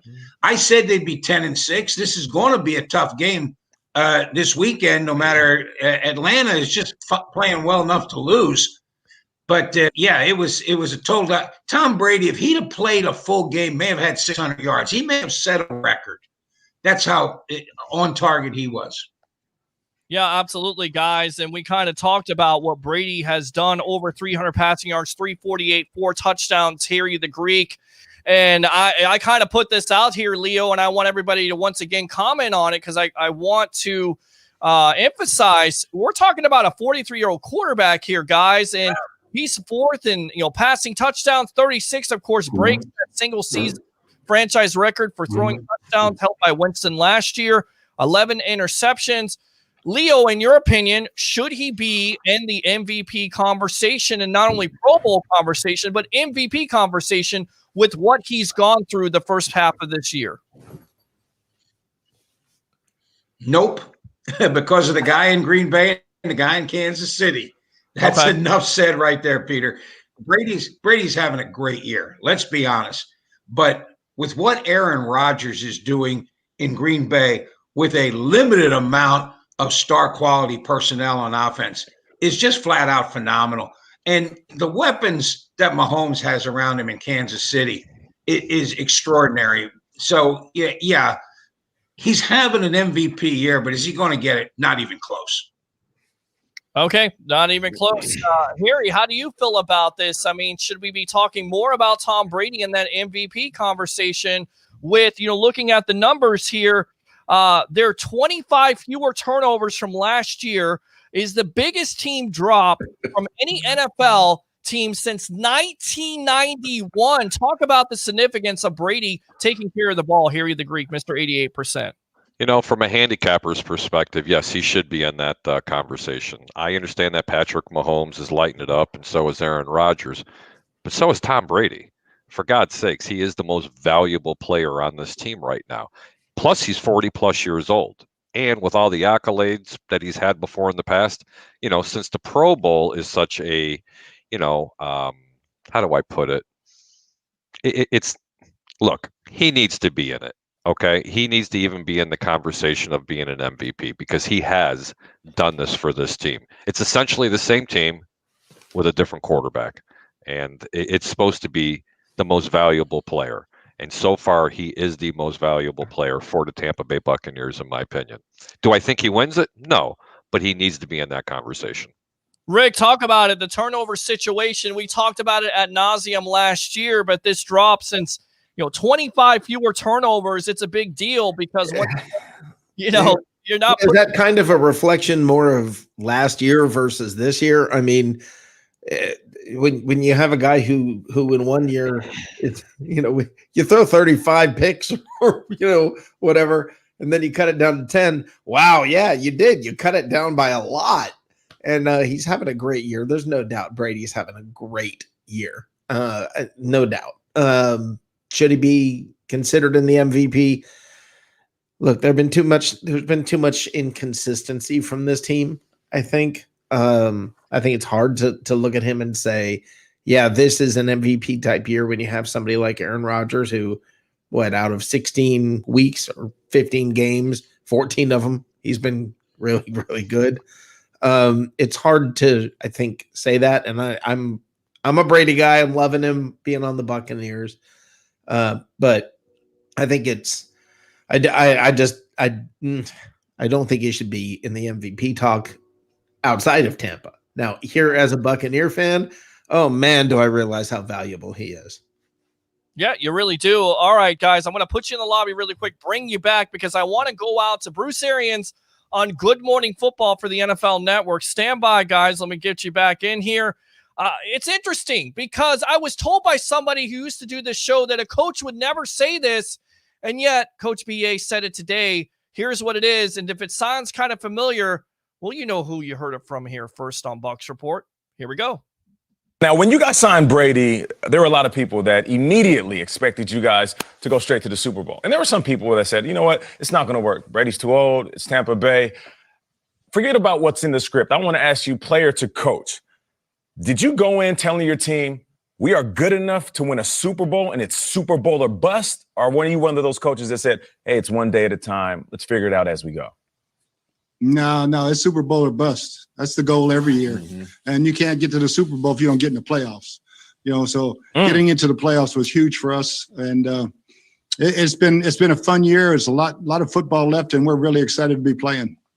All right, so back to Mr. Leo Haggerty, Harry the Greek, and of course, Mr. Hughes. It kind of sounds familiar, and I was told crazy, Pete. And look, I get it. You got to be crazy about what you do. I'm crazy about the sports web. I'm absolutely crazy about Bucs Report and the people that we have involved with this situation on a nightly basis here on this great platform. But Super Bowl or a bust, that basically tells you, Leo, the attitude of this team going forward. Once they got Tom Brady and, of course, Gronkowski and Fournette and re-signed all their players, their mindset is not only to get into the playoffs, but, of course, Super Bowl or bust, right? It's not that crazy. I think there's 31 other coaches that are saying the same thing. Exactly. That, if we don't win the Super Bowl, what have we done? Again, you know what second place is? First loser. And that's what it is in the NFL. I like what Arians did because he set the bar high right out of the gate. And a lot of coaches will do that. They'll say, hey, let's take it a game at a time and see where this goes. And I think Mike Zimmer is one of those guys out in Minnesota. He said, okay, fine. We had 15 draft picks. We brought in basically half a team. And, let's see what we can do to get there. Well, Arians, this window is shutting. And he needs to have it happen this year, next year at the latest, because Brady isn't regenerating, SAT word, back to younger days. So we're getting what we expected. I'll tell you what, though, Peter, I don't know if you saw what I sent you today, but I think it's more impressive of what Gronkowski has done in terms of basically after O.J. Howard went down, they haven't missed a beat at tight end.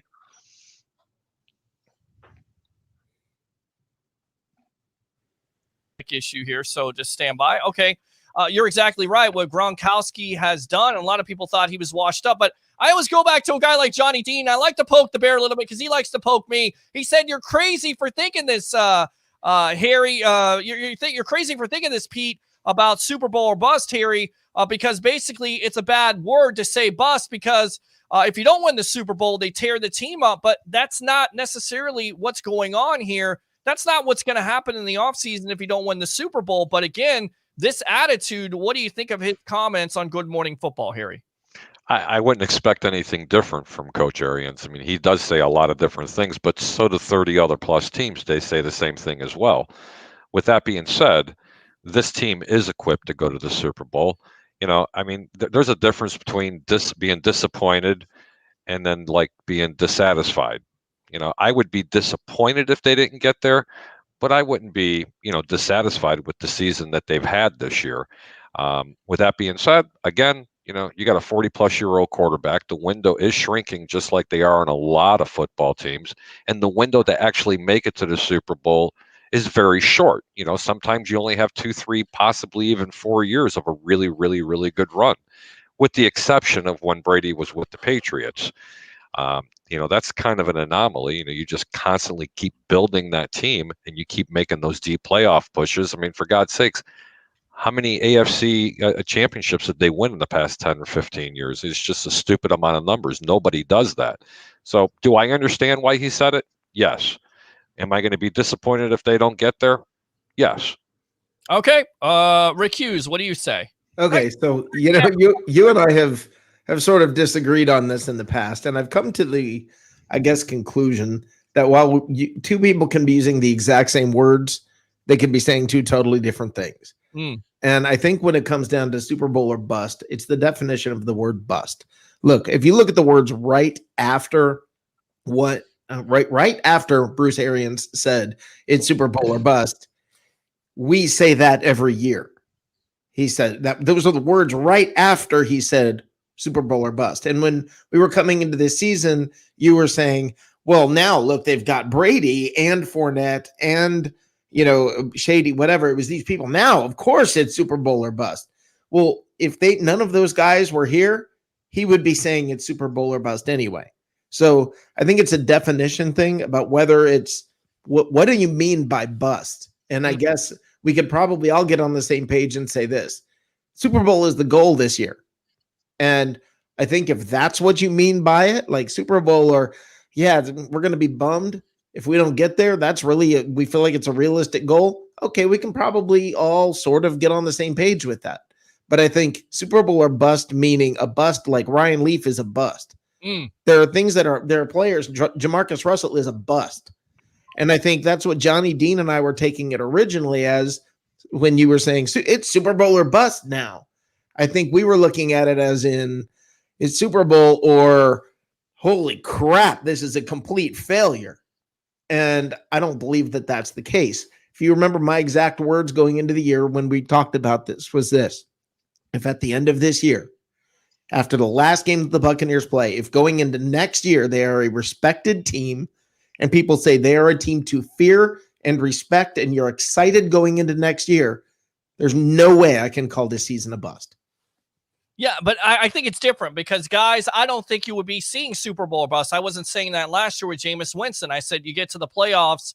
I think you could definitely get to the playoffs with a 10-6 record or 11-5 record. I didn't expect a Super Bowl, but when you get a Tom Brady, you get a Rob Gronkowski, you make the moves, and then get an Antonio Brown. And I feel like there's a lot of fans out there that are scared of it, like what you said, especially a Johnny Dean who just called in. Calling again, I know what he was trying to say. It's a bust. That's not what I meant. You don't tear the whole team up if you don't get to the Super Bowl.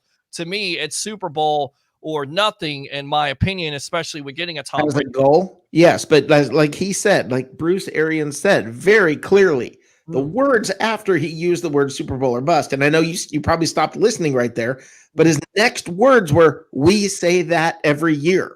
Yeah, no, I didn't stop listening. This is what I stopped listening to, okay? My point being, even if Brady wasn't here, even if those guys weren't here, he would have said Super Bowl or bust anyway. So that phrase from him today doesn't mean holy crap, this year's different. He's saying very clearly, we say this every year. This is our approach every year. But I think it's a little bit different because you got a Tom Brady and the moves that they made. That's what it's a little more realistic. I think that's true. Thank you. There you go. All right, let the truth set you free. We got Rick Hughes from the Cheap Seats. What's cooking in South? Our professional handicapper, Mr. Harry the Greek, 88%er. And then, and Leo, you need to take some notes down from this guy because this guy has got all the picks to click, if you will. We got Mr. Leo Haggerty from a Coach Scout and now media member, Night Sports Productions, It's Sports Mag. This injury situation, Leo, seems like it's clearing itself up. Ronald Jones, limited participant today. Carlton Davis, would you expect them to play? And do you think that Jones can get that 1,000 yards on Sunday versus a very susceptible Falcons defense? You know what, Peter? The funny thing about the Falcons is ever since that Super Bowl debacle when Boy Wonder Shanahan basically threw the thing out the window, the Falcons, by forgetting that, run the ball and just win the game instead of trying to be the guru of offenses and throw it all over the joint. The Falcons have figured out ways to lose games in a myriad, another SAT word, of ways. And again, the Bucs control their own destiny in another way.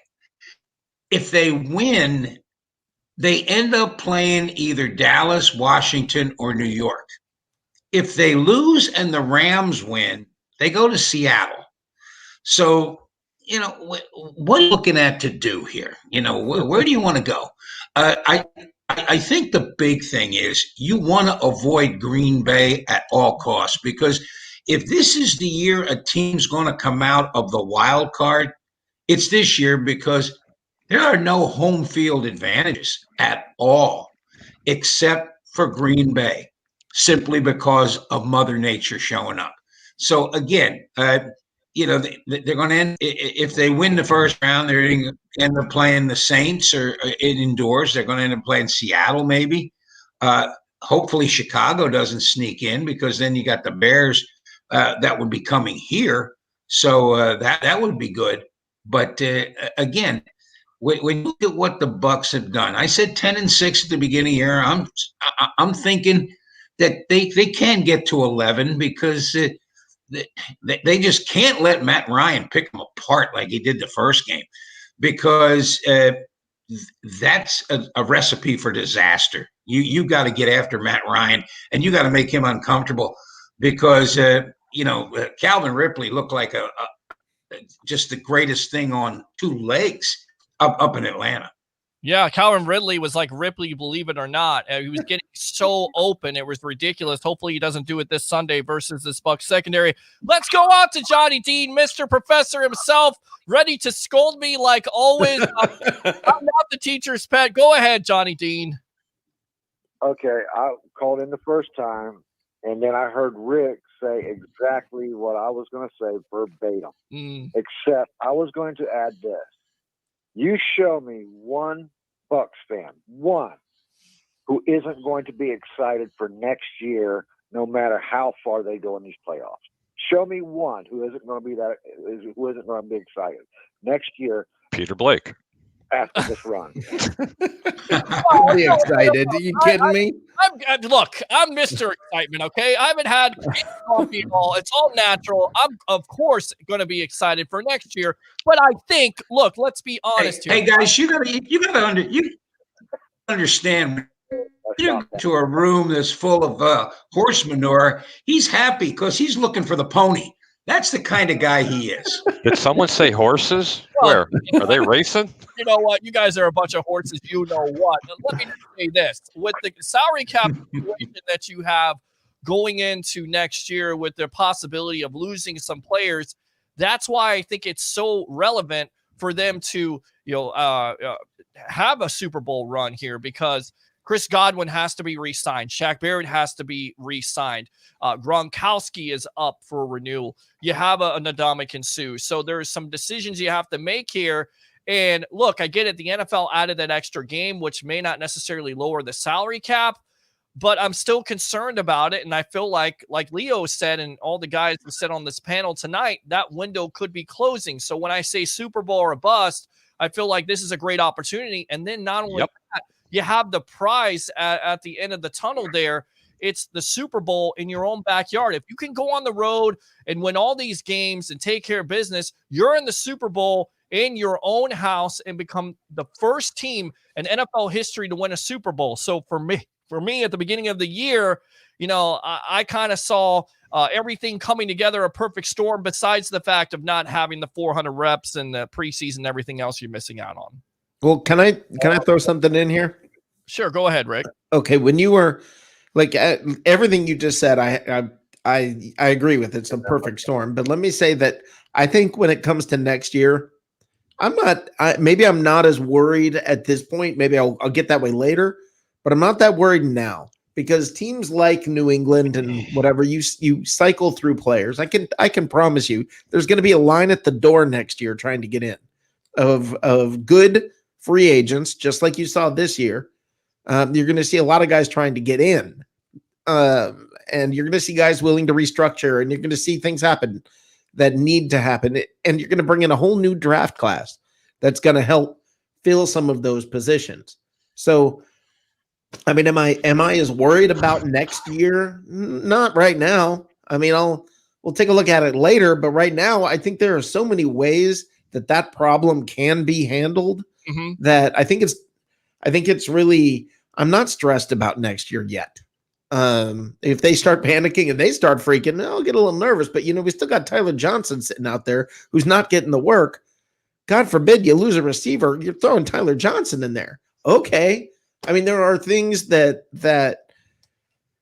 look, there are positives. It was a couple of weeks ago. We were going, oh God, Mike Evans is not going to get his 1,000 yards. Right. Now he just needs to, I mean, things change so fast in this league that look, if they win the Super Bowl, some players are going. It always works that way, but you're going to see an influx of players wanting to come in. And it's happened in New England year after year after year. It's going to start happening here because let me tell you something. The Patriots system is Tom Brady. You heard it. You heard it from Colin Cowherd. Yeah. Not Kaepernick. No. Right. You heard it from Colin Cowherd. Yes. And it's a fact. So listen, man, there are receivers and other players around the league who are going to be knocking on the door trying to get in when this season's over. But the thing is, they're not going to be able to afford them because a lot of these people, when they're leaving teams, a lot of these players, when they're leaving teams because they can't afford to get paid. Okay, now every team faces that on a yearly basis. The Bucs are not going to be able to maintain. They got a lot of cap room next year if they lose players. I understand that, but they're going to have to take a lot of that cap space. They're going to have to pay a lot of the people that are coming out of college that they're drafting from the first, second, and third and fourth rounds. No, those are low. That's a low salary, man. I get that, but the thing is they're not going to want to pay that kind of money to every one of the players. I would love to see them keep a Chris Godwin. Tyler Johnson, everybody's bragging about him. I'm going to be honest with you, he's not battle tested, and you can't even put him in the same cleats that Godwin is having. No, and I'm not doing that. I'm saying this. You got Brown came in at a minimum. Mm-hmm. Okay, I'm betting. Maybe I'm wrong, but I'm betting Gronk isn't going anywhere. Okay, and I'm betting Gronk would be willing to say, "All right, I'll restructure, add a year." I'm betting there. You've got Donovan Smith, who's, I mean, there's what 18 million coming off the books right there. Right. You've got a lot of salary that is coming off the books. They actually have a large chunk that's going to be available to re-sign some of these players. You're not going to get them all back, but I promise you, just like Brown, just like McCoy, just like Fournette, you're going to have players who are willing to come in for less, just like has happened in New England for the last 2 decades. New England and Tampa, two totally different franchises. Is in regards to Godwin, okay, and I hope I'm not right with the statement, but you know what? Other players have gotten their money. They're getting paid, okay? Mm-hmm. Godwin wants his paycheck. So if you think that man's going to say, you know what? I'm going to take $5 million a year less because I want to play in Tampa. No, he doesn't have a choice though if they franchise tag him. Well, if they franchise tag him, but they have players on defense, if I'm not mistaken, and Peter probably will be a little bit more better equipped to answer to see if it's legal that they need to make sure that they're going to franchise. So if they have to juggle one, I'm going to say they're probably going to go to the defensive side because of the point you make with Tyler Johnson, and then they can bring in another serviceable receiver because they have too many superstars on this offense. Right. I said that. They have too many superstars. There's one football to go around. Right. One. That's sort of what I'm saying about why I'm not worried. I'm not saying you're not going to lose anybody. I'm saying you probably are going to lose people. But there will be a line to come in. I'm telling you, watch this. Okay? I'd lay odds on this. Okay. Did you say bet? Look, yeah, okay. There's going to be a line of people wanting to get in that are willing to take a lower salary to play for this team. I'm telling you, it doesn't. I get it, and I understand everything you're saying is dead on correct. Yeah, and you saying this is not the same thing as New England. That's not true right now. And I've got a lot of examples I can throw at you of players who came in and said, "Yep, I'll come in for the veteran minimum because I want to play with this guy and play with this team." This is a different experience. We all, as Buccaneers fans, need to be singing hallelujah because let me tell you something. This is an amazing thing to experience for the losingest professional franchise in North America since their existence. Okay. And now everybody wants to play for them. Yeah, and Leo, could you see a situation where Chris Godwin could take less money because he wants to play with Tom Brady and because he is so comfortable in this offense? 100%. First thing I want to find out is if he's married. If he's married, that's not happening, guys, because you ain't going to go home and sell the wife. Well, I'm going to stay here for $5 million less. he don't want to sleep on the couch the rest of his life. That's just something that's going to happen. Jeez. And it's me, and Rick, I gotta disagree with you on one thing. Anything Colin Cowherd says, you might as well flush down the toilet. This is the guy who Amen. called Clemson a fraud. Hey, remember, the closest Colin Cowherd got to a football field was trombone in the marching band in high school. He has no clue about how to play football or how it's played. And I just listen to this guy and I'm going, where is he coming from? He calls Shanahan the greatest coach ever. He's cost San Francisco and Atlanta 2 Super Bowls. And guys, I hate to bring this up, but the biggest thing the Bucs are fighting right now is the NFL. They do not want the home team to be playing in the Super Bowl. Trust me, that's something they do not want. When Minnesota was playing Philadelphia and the Super Bowl was out in Minnesota, I'll tell you what, it was 11-18. The Vikings got no calls at all. So again, if all of a sudden you see some shady officiating in the Buccaneers games to keep them out of the Super Bowl, don't be surprised. Now, the one thing they got going is they want to see Tom Brady. Yeah. You know, the one thing, guys, you got to understand about quarterbacks. When they go south in a hurry, like in 2 or 3 games. Right now, Brady is an anomaly. He is something that you just haven't seen. A 43-year-old quarterback playing at an extremely high level. Now, he's got to have diminishing returns down the road. It's just, hey, I give Anthony McFarland credit for saying this one. Father Time is undefeated. And that's the thing. He's fighting Father Time. Hey, Leo, has Drew Brees gone over that edge? Has Drew Brees, has he hit those 2 or 3 he's games? Close. Rick, he's close. Yeah. He's close, and only because of the injury, more so than anything. But I'll tell you what, keep in mind, the year the Bucs won the Super Bowl, guess who they didn't want to see because they got beat twice? The New Orleans Saints. The Saints beat them twice that year. So, again, there's one team you don't want to see that can beat you, that somebody's got to beat beforehand. So I tell you what, it's going to be a fun run. You know, think about this. It's been 13 seasons since the Buccaneers got into the playoffs. It's amazing that it's taken this long. Playoffs? But You kidding me?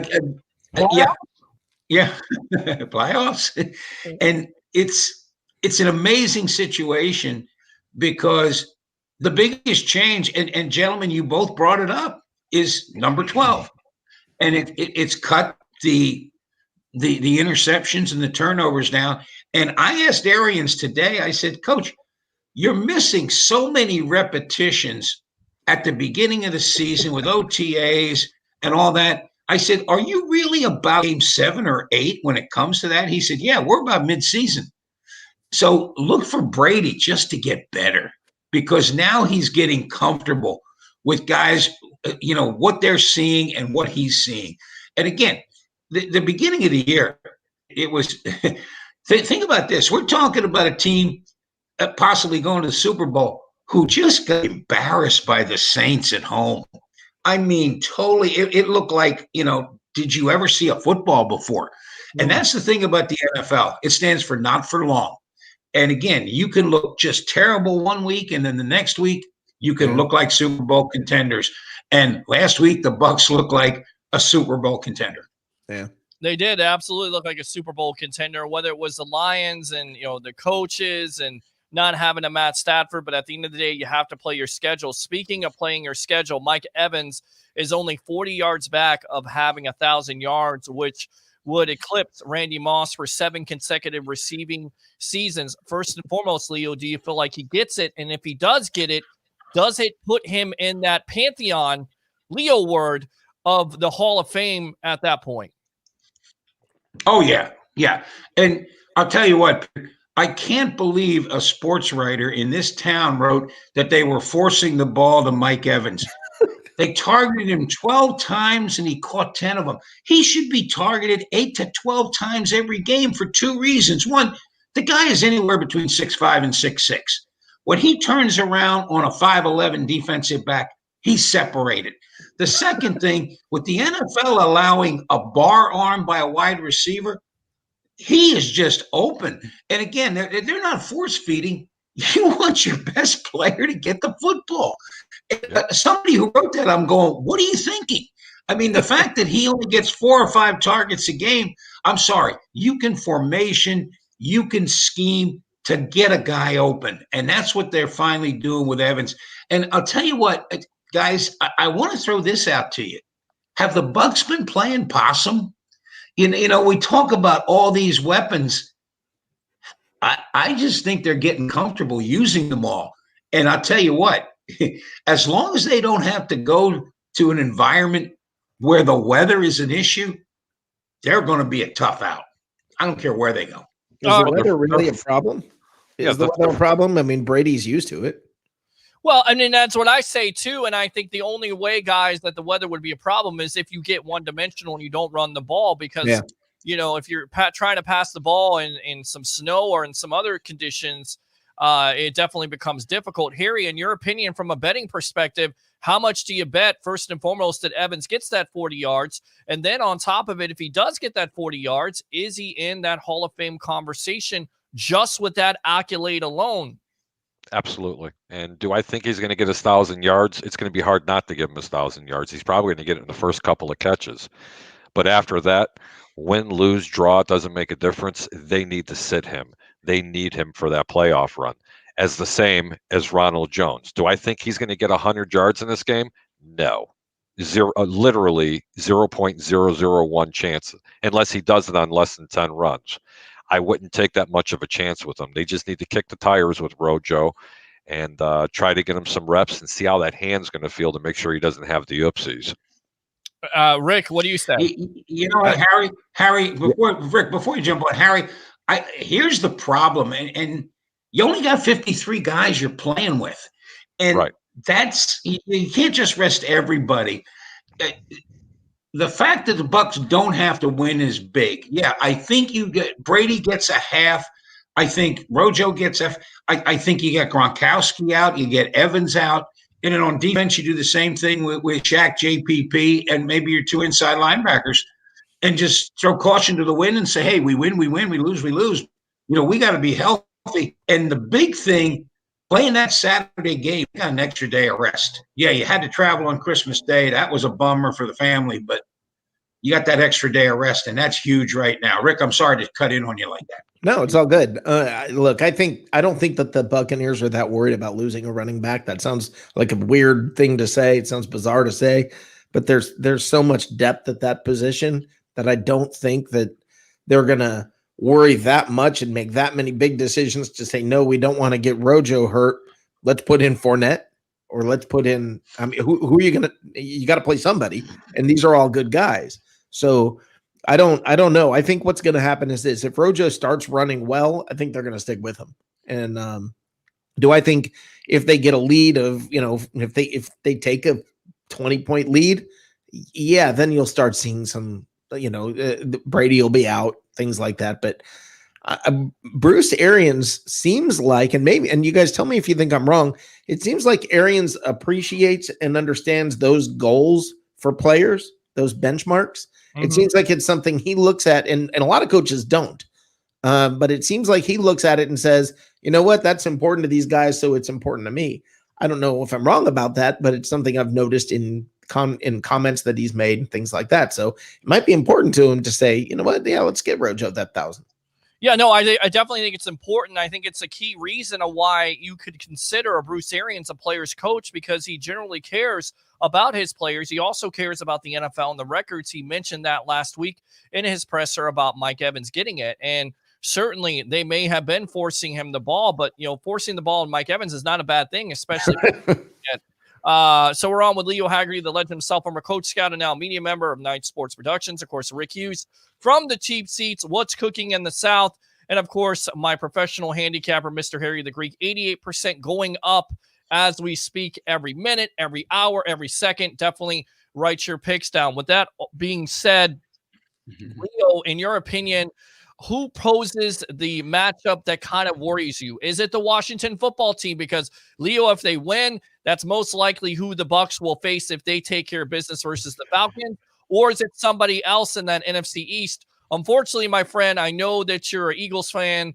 Fly, Eagles, fly, but not this year. So what do you say? I I don't think it matters who they play in the first round because Dallas is going to be indoors. It controls the environment. Washington and New York are teams that you don't want to play Washington because of their defensive line. New York, you don't know which quarterback is going to show up. But when you look at what's going on with the Bucs, I'll tell you what, I think Dallas is the best matchup. Their defense is in shambles. Brady's indoors, and that's who I think the Bucs look at. Again, I want no parts of Green Bay because you're going to have to go to Lambeau Field in January. Amen. Nope, not a chance. And I got to ask the Greek this question. With teams like the Eagles playing the Redskins, it would behoove Eagles to lose. Is this a hard week to handicap for those reasons? That's a great question, Leo. I'm really glad you asked that question because this is by far the toughest week next to last week to handicap in football with so many different scenarios that are going on. You got 3 teams that are vying for the 6th and the 7th wild card spot. It's very difficult, to try to figure out. But as far as that Philadelphia game, I wouldn't surprise me to see Philadelphia put up a 30-burger on them, even though it's Washington's defense. I just got done watching the last 2 games and went through a lot of tape on Washington. Something's happened to this team in the past 2 games. I think they can get it right really quick. But I personally think that Washington's going to be a little bit too much for them. I am not personally betting that game, but I think Washington ends to all the madness. They beat the Eagles, and then that Sunday night game, nobody's even watching. Well, it'd be good to do that because, Rick, they've had experience with facing the Giants. They had their difficulties. They have the Dallas Cowboys. I don't get the Cowboys, okay? Supremely talented, not only offensively, but defensively. You have those 2 linebackers in a Jalen Smith and, of course, a Leighton Van Esch, but they just look like they're checked out. Is that on coaching? It's about the Cowboys or the Giants? Look, we're looking at the NFC East teams and we're trying to figure out how to make them look like playoff teams in our head. And the only reason they're considered in playoff teams is because they're all in the NFC East. Look, everybody looking at Washington is saying this is a kind of a scary defensive line. They're 6-9. Okay, they've lost to some bad teams and handily. I just don't look at them. I don't look at Dallas is a little hotter right now. Washington seems to be struggling. So, do I want to play Dallas? Probably not. Do I want to play the Giants? Probably not, just because that's so unpredictable. And Washington, to me, if anything, they're reverting and playing worse. I'd probably rather play them, especially now with the Haskins and how hurt is Alex Smith and all of that. I'd probably go ahead and say I'd rather play Washington. But that defensive line, look, the Buccaneers have faced difficult defensive lines this year. And they were within 3 of the Rams. Well, they did to the Rams lost by 3. Yeah, okay, and then right, but hold on. That's to the Rams. 1 or 100. 1 or 100. Hold on. They lost by 3 to the Rams, who have an offense. Okay, Washington is 6-9. Okay, there's a reason Detroit beat Washington. That was done. No, you just said they've looked bad the last couple of weeks. I did not say. Okay, I did wrong not say choice. they look bad. Correct. I did not say they look bad. I seen something, and I think they're going to collectively get it back together. When you have Chase Young on one side, let me tell you something. I'm going to go on record and say this, and I didn't really want to take the platform over Rick here. But, Rick, I just got to say it. Right now, Washington's front 4 is the best in football. It's better than the vaunted Rams, because statistics mean nothing to me. I look for efforts in teams. Okay, that is the best defensive line in football. All of that's true, and they're still 6-9 because the rest of their team is that bad. be careful on what happens when Tampa goes to Washington, because I'm telling you now, in the element against that defensive line, they're playing for nothing to lose, and you got a 40-plus-year-old quarterback who's not mobile is not a good thing. You Trust have to me be when I tell you careful no that. matter who you're playing in the playoffs because it's one and done. Yeah. Okay, you can't take anybody And- lightly. Go ahead, Leo. And if you look at the NFC East, what has happened? The Eagles and the Dallas Cowboys have lost so many offensive linemen. The Eagles lost 4 tackles. They're getting guys off the street. You can't win with that. Washington has quarterback problems, and I tell you what, I would love to see Washington go to playoffs just for Alex Smith. Dear God, what he's been through, and to still play. And the Giants, they don't know if it's Colt McCoy. They don't know. I mean, it's plus, they drew probably the worst scenario. They drew the NFC West and the AFC North. There may be 6 playoff teams come out of that group. So again, it's crazy. But they play each other 2 times. Yeah, and that's where most of their wins are, against each other. But it's a crazy situation there. And I can just remember what happened with the New Orleans Saints going out to Seattle when Seattle was, I think, 7-9, and they got beat. You can't take anybody lightly in this league. No, you cannot. And I said that a couple of seconds ago. I agree. When you're in the playoffs, it's one and done. You cannot take anybody lightly. And I'm not trying to say I'm taking anyone lightly. We were talking about which of those teams would I rather play. And the only reason, and I get everything you guys are saying about Washington, and I'm not saying, oh, that's an easy out. I'm not saying that. Okay. Please don't misunderstand. I'm not saying that. I am saying that Washington, when I look at Washington, I see a great defensive line and not a lot else. Okay. Alex Smith got hot. He was doing well, but now he's injured and nursing a bad calf. Haskins is gone. The team's in disarray. They're starting, they're having problems. It's not a good team, guys. It's just not. We can try and sell it all day long because years ago, a 7-9 team did well in the playoffs. That's fine. That happened once. But it doesn't mean you look at a 7-9 team and say, oh, they're 7-9, therefore they're going to be good in the playoffs. You can't do that. But to that point, Rick, you would rather play Washington than Dallas? I just want to make sure I'm that right. The only reason I'm saying that is Dallas is playing better now. Dallas is playing better now, and Washington seems to be struggling and has a quarterback that's got some injury and has some issues that are going on there. I'm just saying one team seems to be playing better, and one team seems to be struggling right now. So I'd probably rather catch the team that's struggling. And I tend to agree with you on that because of the momentum right now favoring the Dallas Cowboys. But like a lot of people mentioned, the defense to me would be a good matchup for the Bucs. Now, going back to the Washington football team and their defense, you would have Chase Young versus a Donovan Smith, a Montez Sweat versus possibly a Tristan Wirfs, a Jonathan Allen, and of course, a Payne in the middle, I believe. And again, once you get that pressure up front, we've seen where Tom Brady will struggle when he has to deal with pressure. In fact, he struggles mightily. So that would be my concern. But you look at Washington's offense, besides the quarterback troubles, you still have a Terry McLaurin on the outside there, guys. And you also have an Antonio Gibson who solidified that running game as a rookie. So it's not like they're going in. And then once again, yes, they may be 6-9. But remember, this team also, with some of the losses to the Lions and some bad teams around the league, they also beat the Pittsburgh Steelers. They went toe-to-toe with them. So I think you take the good with the bad. Let's go ahead and read some of these comments from the web heads, and then we'll get back to it, guys. Bucs versus Falcons. Mike over 1,000 yards. Rojo 1,000 yards rushing. 3 Bucs with double-digit sacks and a win to increase to 11-5. Get the 5th seed going into the playoffs. Eric Scott says, "Come on." Johnny Dean says, "That's the goal every year."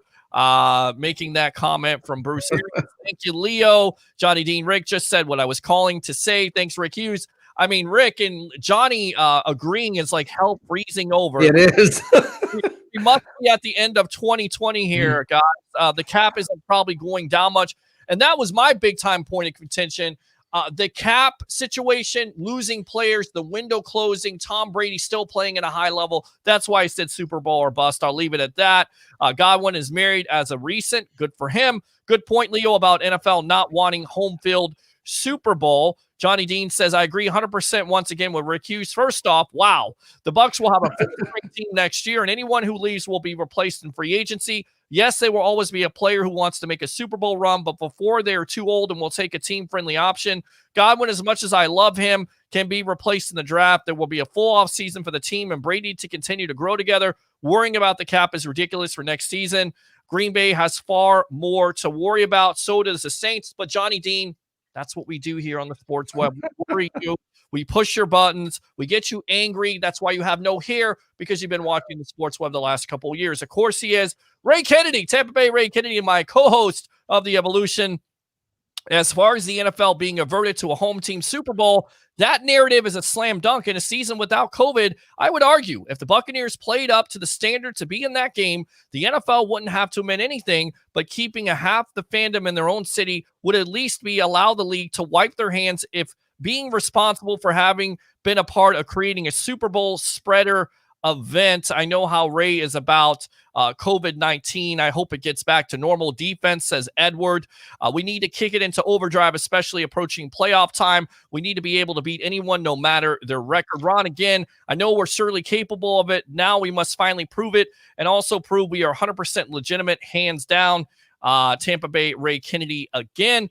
Still going to the fans' distance in the stadium. The hotels around Tampa Bay haven't had the usual hotel room reservations set aside for the usual influx of thousands of fans. The way a game becomes economical for a host city, I would contend the best way for Tampa Bay to make the most money would be the buzz, the craziness, the party a Bucs fan home Super Bowl would create by Tampa Bay fans themselves. I think it would be a shame not to have full capacity, but with what we're going on right now with COVID and the pandemic, who the hell knows? Washington only started playing poorly when Smith went down. Rick Hughes.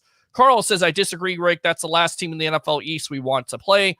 Bucks time 12. James, please tell your producer, that would be me, the manager. Sorry about that. I'll get right on that. The Bucks Report is my favorite channel, but it never shows up in any of my YouTube searches for Tampa Bay because you guys don't include hashtags and descriptions.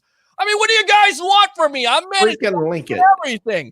What he can't say, he can't follow on YouTube and just link it, and he's got to, We'll work on it. We appreciate that. We'll talk to management. Hey, management, do a better job. Okay, management will do a better job. I'm on that, Peter. Okay, okay. You take over. I'm angling for what he. Hey, Harry, what's the betting odds of that happening? Let me see. I'll give you 0. Right here. He's my professional handicapper. I like this guy, Leo. This is the first time I've actually had a chance to actually talk to him. Leo, it's a pleasure and actually an honor to be on with you because I've heard so many great things about you. Oh, this is the legend himself. I mean, I don't know about his Wi-Fi. I appreciate that. But I tell you right now, the Leo Haggerty here is a legend, former coach, scout, and now media member of Night Sports Productions, It's Sports Mag. And anytime you're around Leo Haggerty, and it's been a shame because we really haven't been able to hang out this year, you always eat well, guys, with Leo Haggerty. I mean, you can put on those LBs, if you will. It's like Thanksgiving all over again. It's like going to the Greek's house, guys. It is. I'll tell you right now, you had some good pizza and some spaghetti and some chicken. Food. Love it. And I know Rick, he's all about what's cooking in the Southeast. You are literally invisible to search engines unless somebody happens to type in sports or Bucks, and most people search for Tampa Bay Buccaneers. Please include descriptive hashtags. Again, we'll talk to management about it. Dalton is going. Zeke is near a K. Good young receivers. That said, the defense is soft. Bucs stop the run, and the Buccaneers front can get the Red Rocket shaking in his boots, says Tampa Bay Ray Kennedy. Tim, for the Super Bowl, especially if we make it, they should set up drive-in movie type of video of the game in the parking lot and fill the parking lot up with fans. I mean, what do you guys think of the aspect of that?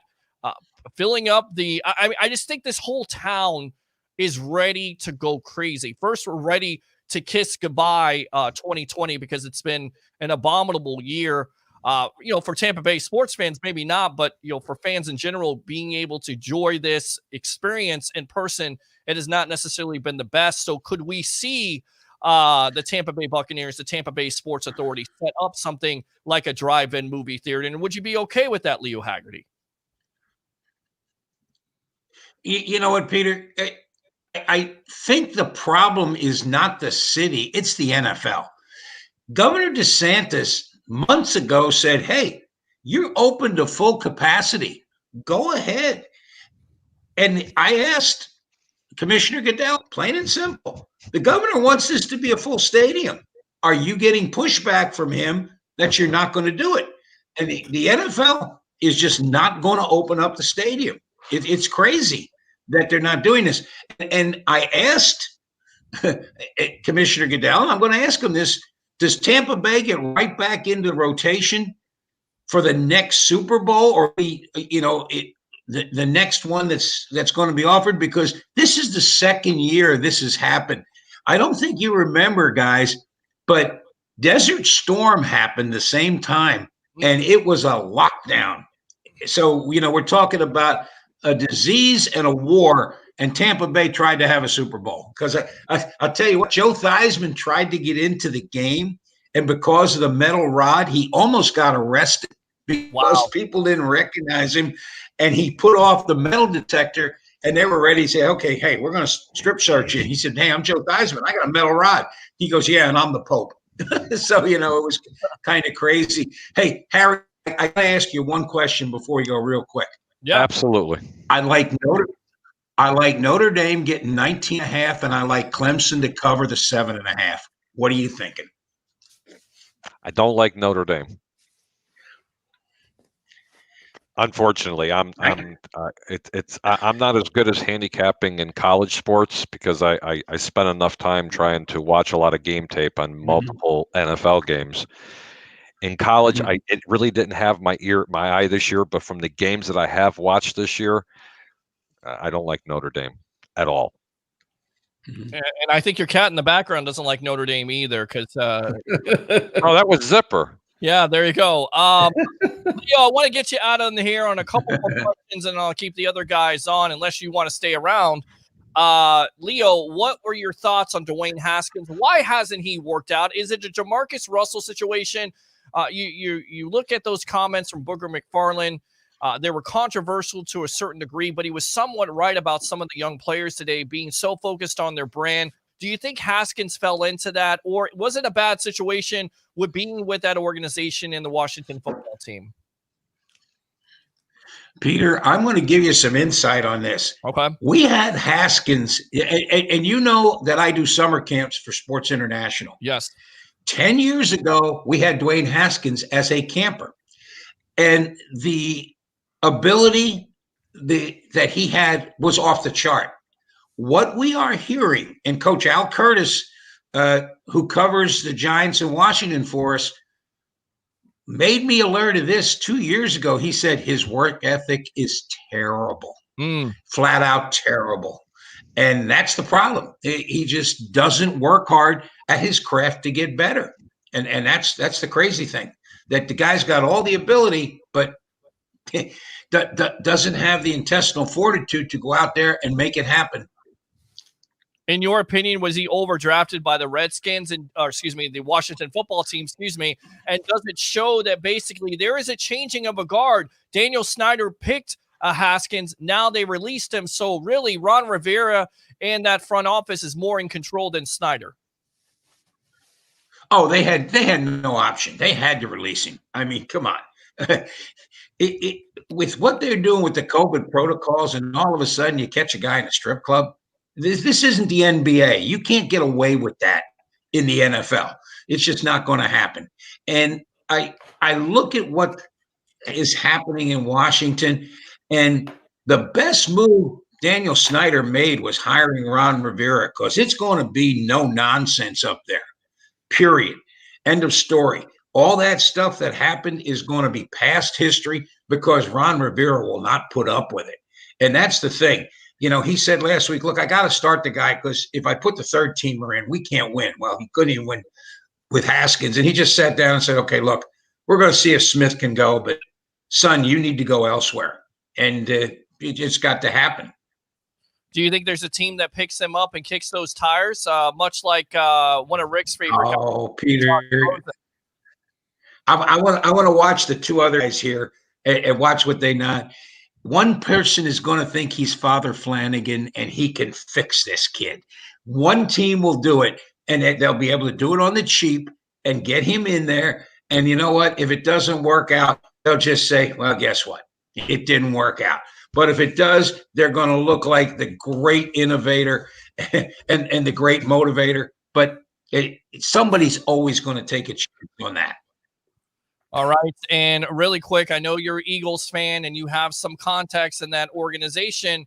How much credence, Leo word, do you put into T.O.'s comments about McNabb? Or is it once again, he said, she said, with T.O. once again trying to play the part of a girlfriend that basically is, I don't know, I guess scorned?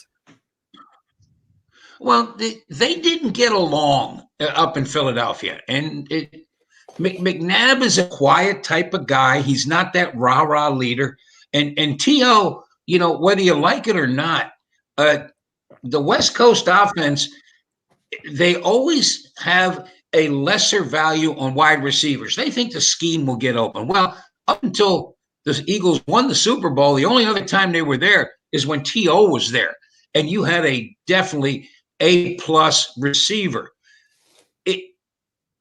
I think right now it's just talk, and who cares? Neither one of them are playing. So it's not a matter, you know, this is like, you know, say, oh, by the way, the reason I didn't go to the prom with you is this, you know, guess what? I'm 40 years away from the prom. So I just think it's they're people trying to fill stuff up. Yeah, beauty is in the eye of the beholder, and there's not anybody that's ever going to mistaken Leo Haggerty for a prom day. But I tell you right now, he definitely brings it here on the sports web. Let me ask you really quick: have you ever heard of any stories with a guys before a big game getting tanked, like T.O. is accusing McNabb of doing? Define tank for me, Peter. Like so drunk that you're throwing up in the huddle, supposedly. Yep.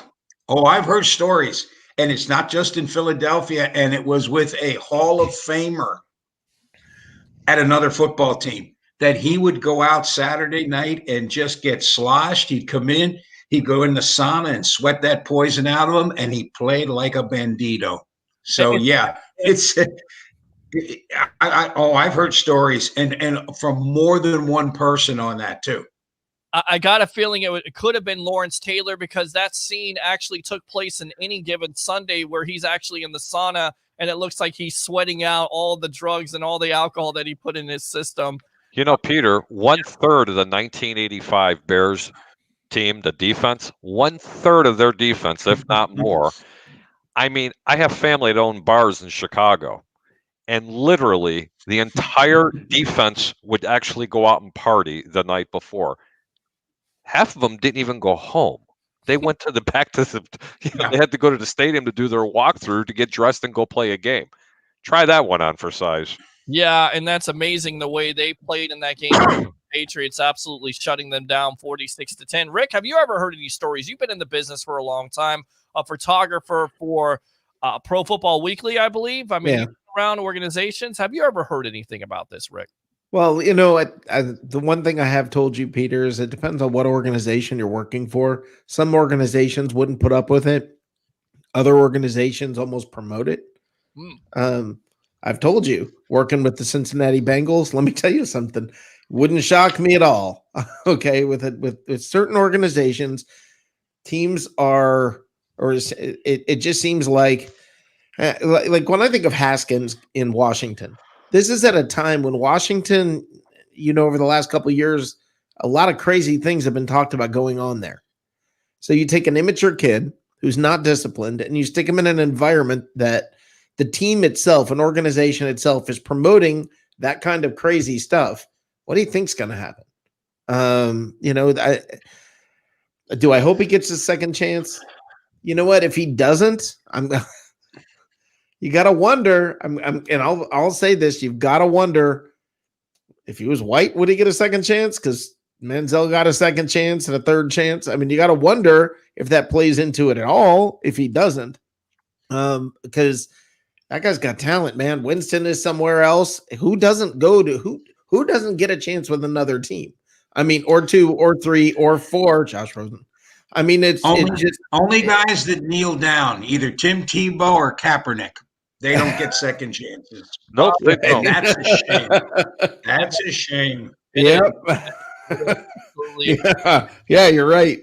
All right, Leo Haggerty, let me get you out of here on this prediction for on Sunday, Bucs versus the Falcons. Why did the Bucs win and why?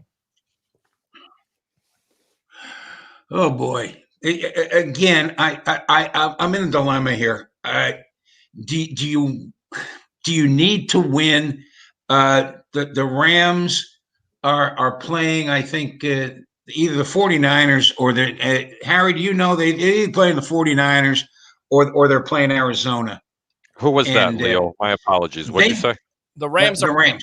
Arizona. Yeah. That's a great question. Yeah, The Rams Arizona. are playing Arizona, and that game right now started at a pick'em, and it's already up to -2.5 for Arizona. But Leo, there's something that you're probably not familiar with. We call it the 88% rule. Any team that's favorite by 2.5 points, generally, if they're on the road, 88% of the time the home team's going to cover. This is reversed, and it goes down to about 80%. So if you're asking, I really like the Rams, even with the rookie quarterback with Wolford, who's coming out of actually the 3-year quarterback. That's that Wolford kid that came out of Wake Forest. I think he's going to surprise some people. He's going to be young and, a very innovative offense in the Rams. This team might shock the Arizona Cardinals in this game, because I'm going to tell you right now, what word's coming out of Arizona is that Kyler Murray doesn't look that good. And they're trying to give him as much rest as they can, and they might be pushing him a little bit too quick. But if he can't go, that's going to be Brett Hundley. That's not a game that I really am going to bet very hard this week because of the fact of the uncertainty. Well, I mean, look, Arizona has to win Yeah, the game. I don't think they're in anyway, Peter. I think Arizona's out of it. No, they both have to win. They gotta get so much help. They gotta get so much help. It's not even funny. No, they don't actually, Leo. Listen to this, okay? I'm going to give you the 3 wild card teams that are fighting for the 6 and 7 spots. Let's start with the Rams. If the Rams win, the Rams are in if they win and the Bears lose. Okay? Follow along. The Bears are in if they merely win. And if they don't win and Arizona loses, Chicago goes to the 7th seed no matter what. The Cards are in if they win, period. So if the Cards win and the Bears win, the Rams are out of the playoffs. And that puts Chicago as the 6th seed and Arizona the 7th seed. Kind of makes sense, or do you want me to explain it in a different way? No, Harry, because that's the one thing I want to come to you with now. Yes, Don't sir? the Bears play the Packers? Yes, they do. They play Green Bay and Chicago. Yeah. Now, if I'm Green Bay, do I want to see Chicago in the playoff, or do I want to see Arizona or the Rams? I want the Bears because Mitch Trubisky is not going to scare me. So, if the Packers still can get the bye and lose, yes, no. I'll tell you, there's going to be a lot of games. I'll give you the playoffs. Gamesmanship going on. Yeah, I'll give you the first round bye scenarios. Okay, let's start with the Packers. If they win, they have the first round. Period. They're going to get the bye. If they don't win, and Seattle loses, they're still a first round bye. The Saints, they can get the first round in the top seed. If they win, the Pack have to lose, and Seattle has to win. Here's where it really gets confusing. You ready for this, guys? Seattle gets the top seed with a win as long as the Packers and the Saints lose. The probability of that is going to be very, very minimal. There's not a test after this, is there? Yeah. No, there's no test. But no, I see Chicago and Green Bay going at it. And I appreciate your comment about Trubisky, but I'm going to give you some stats here really quick, Mr. Leo. Chicago in the last 4 games have put up 35 points a game. They're the hottest offense in the NFL. They're averaging 398 yards per game. only 238 passing, but everything's going through that 160 yards a game and running that they finally reinvented himself with. They're definitely not having a victim of volume up in Chicago like they are here in Tampa right now because they're not running the football. And get this, Leo, 19 red zones in the last 4 games, 14 touchdowns. That's great Oh, efficiency. that's big time. And Yeah. then, Hey, Peter, Peter, I got one more question to Harry before I go. Sure. Yes, sir. Do the Jags tank to get Trevor? I think they do, and that would be a perfect fit for Trevor Lawrence. He wants no parts of New York. Would you agree? No, I agree. I mean, poor Jacob Charno's probably throwing stuff at his computer screen when I say this. He's going to be a better fit in Jacksonville than he will be in New York. I don't know who wants to go to the Jets organization right now. It's probably the most brutal media that you have to contend with on a team that really isn't that good. I mean, just ask poor, Manning how he felt for all those years being up there, because he's a hero one year because he wins the Super Bowl, and the following year they want to run him out of town. I don't know what's wrong with people like that up there. I just don't. Well, and yeah, by it's the funny way, you should- Leo, you asked me about the Notre Dame game. That line is now 19 against. They're getting 19 against Alabama.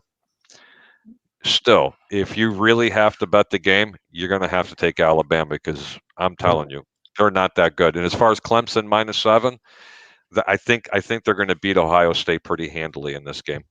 all right, guys, I want to ask Leo really one more question, and then we'll get him out of here. Thanks a lot for your time, Leo.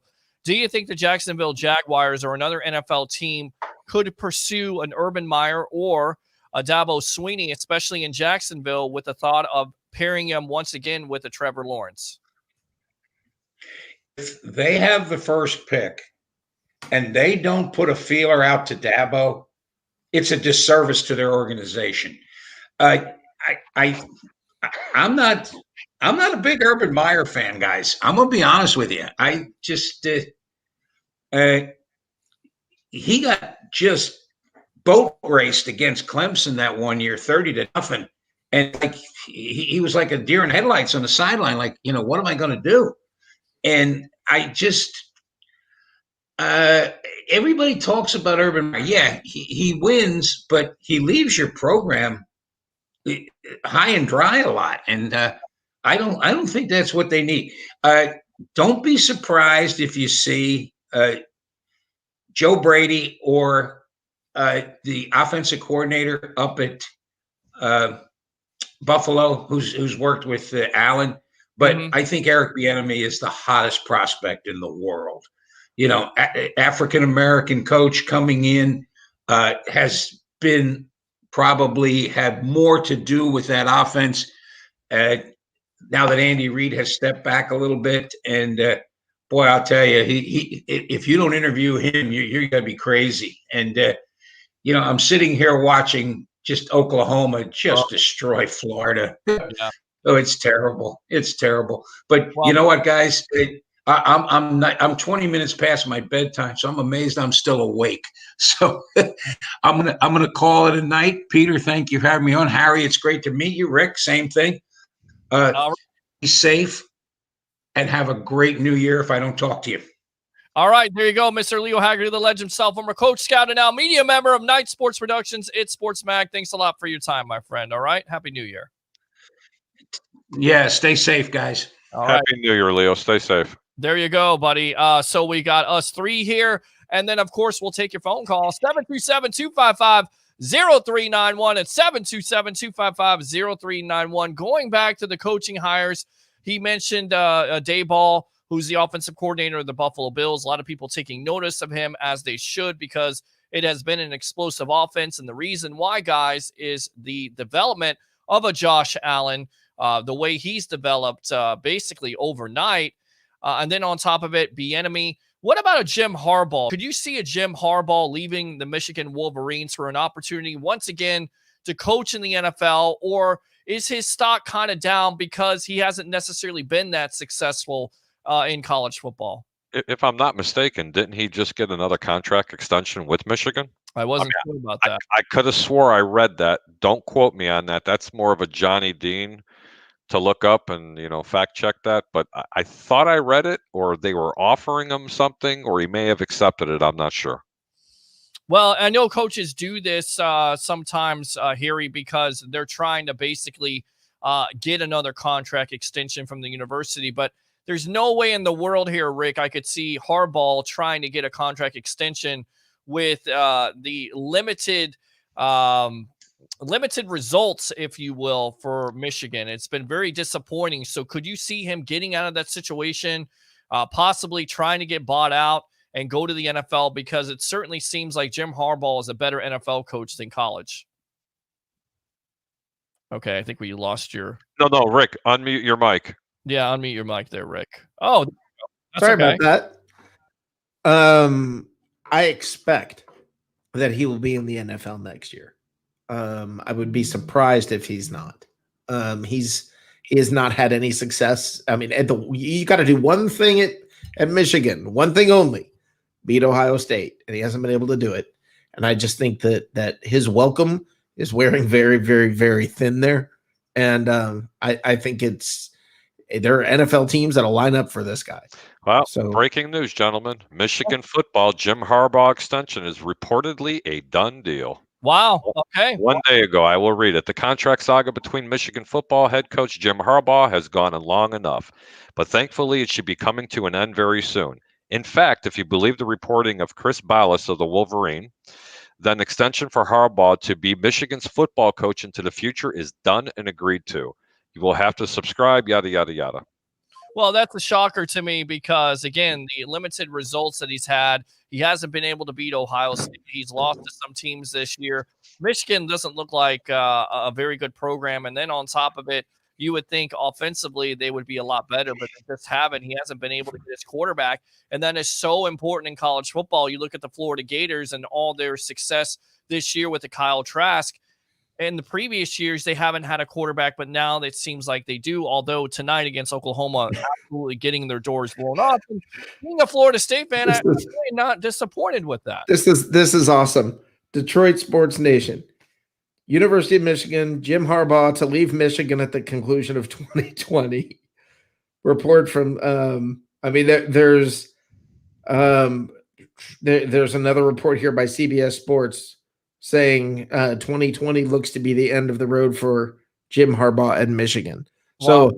I don't know. I mean, I don't know. I'm not Harry what Harry's saying may be correct. I don't know. I'm just saying at this point, until the ink is dry on the paper and it says he cannot leave, I'm gonna be I can't see how they retain him. I just don't understand. He's a better NFL coach, right, than he is a college coach. Right. And that's what I don't know saying. if that really makes sense. He's not going to mold those young players, and he's not a really good recruiter for kids coming out of high school, in my own opinion.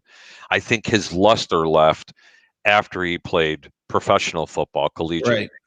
Professional football. And then when he became a head coach, he had a little bit of success when he got back into head coaching in Michigan.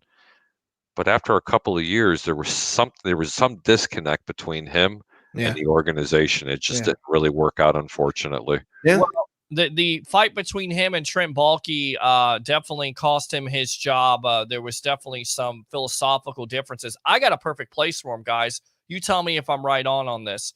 The LA Chargers with Justin Herbert, that would be a perfect place for a Jim Harbaugh. What do you say? Oh my God, yes. That would be awesome. Did you see what he did? I mean, did you see what he did when he was in the NFL and all the quarterbacks, the young ones he took in? Oh my God.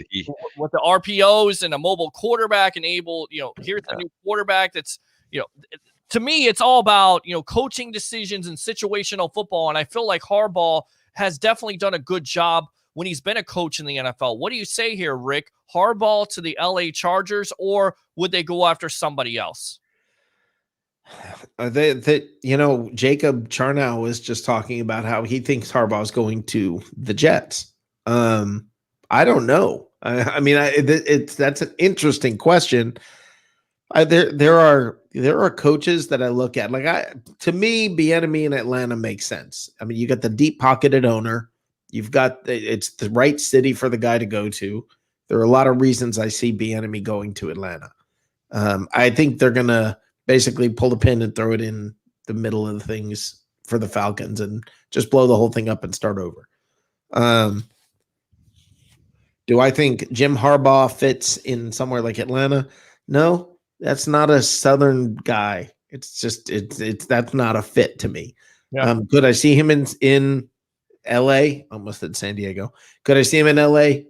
Yeah.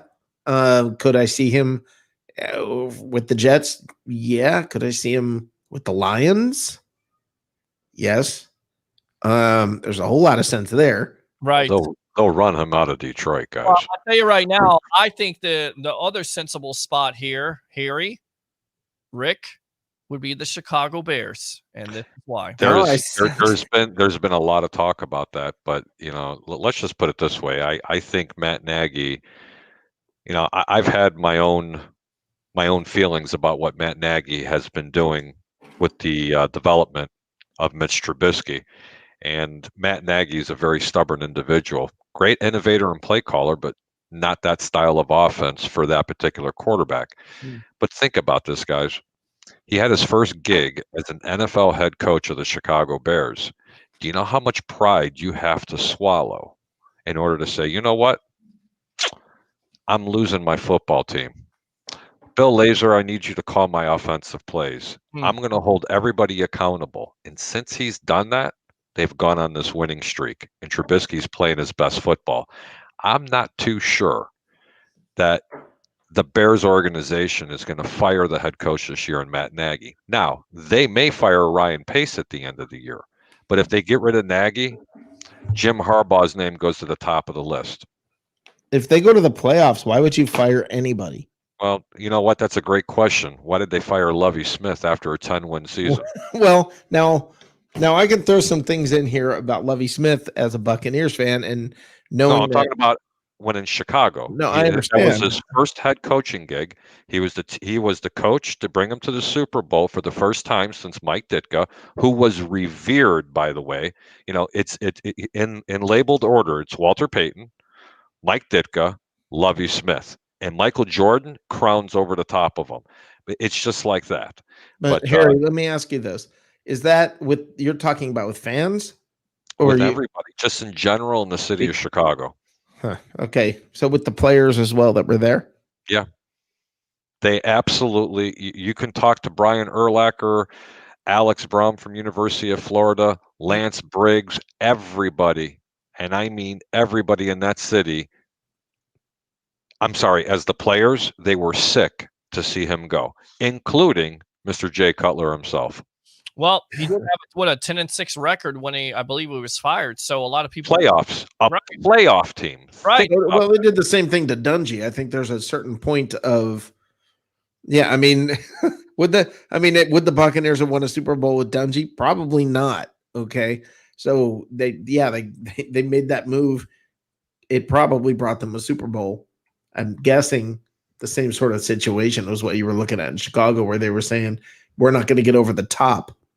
Yeah. Now remember, they replaced. Okay, let me they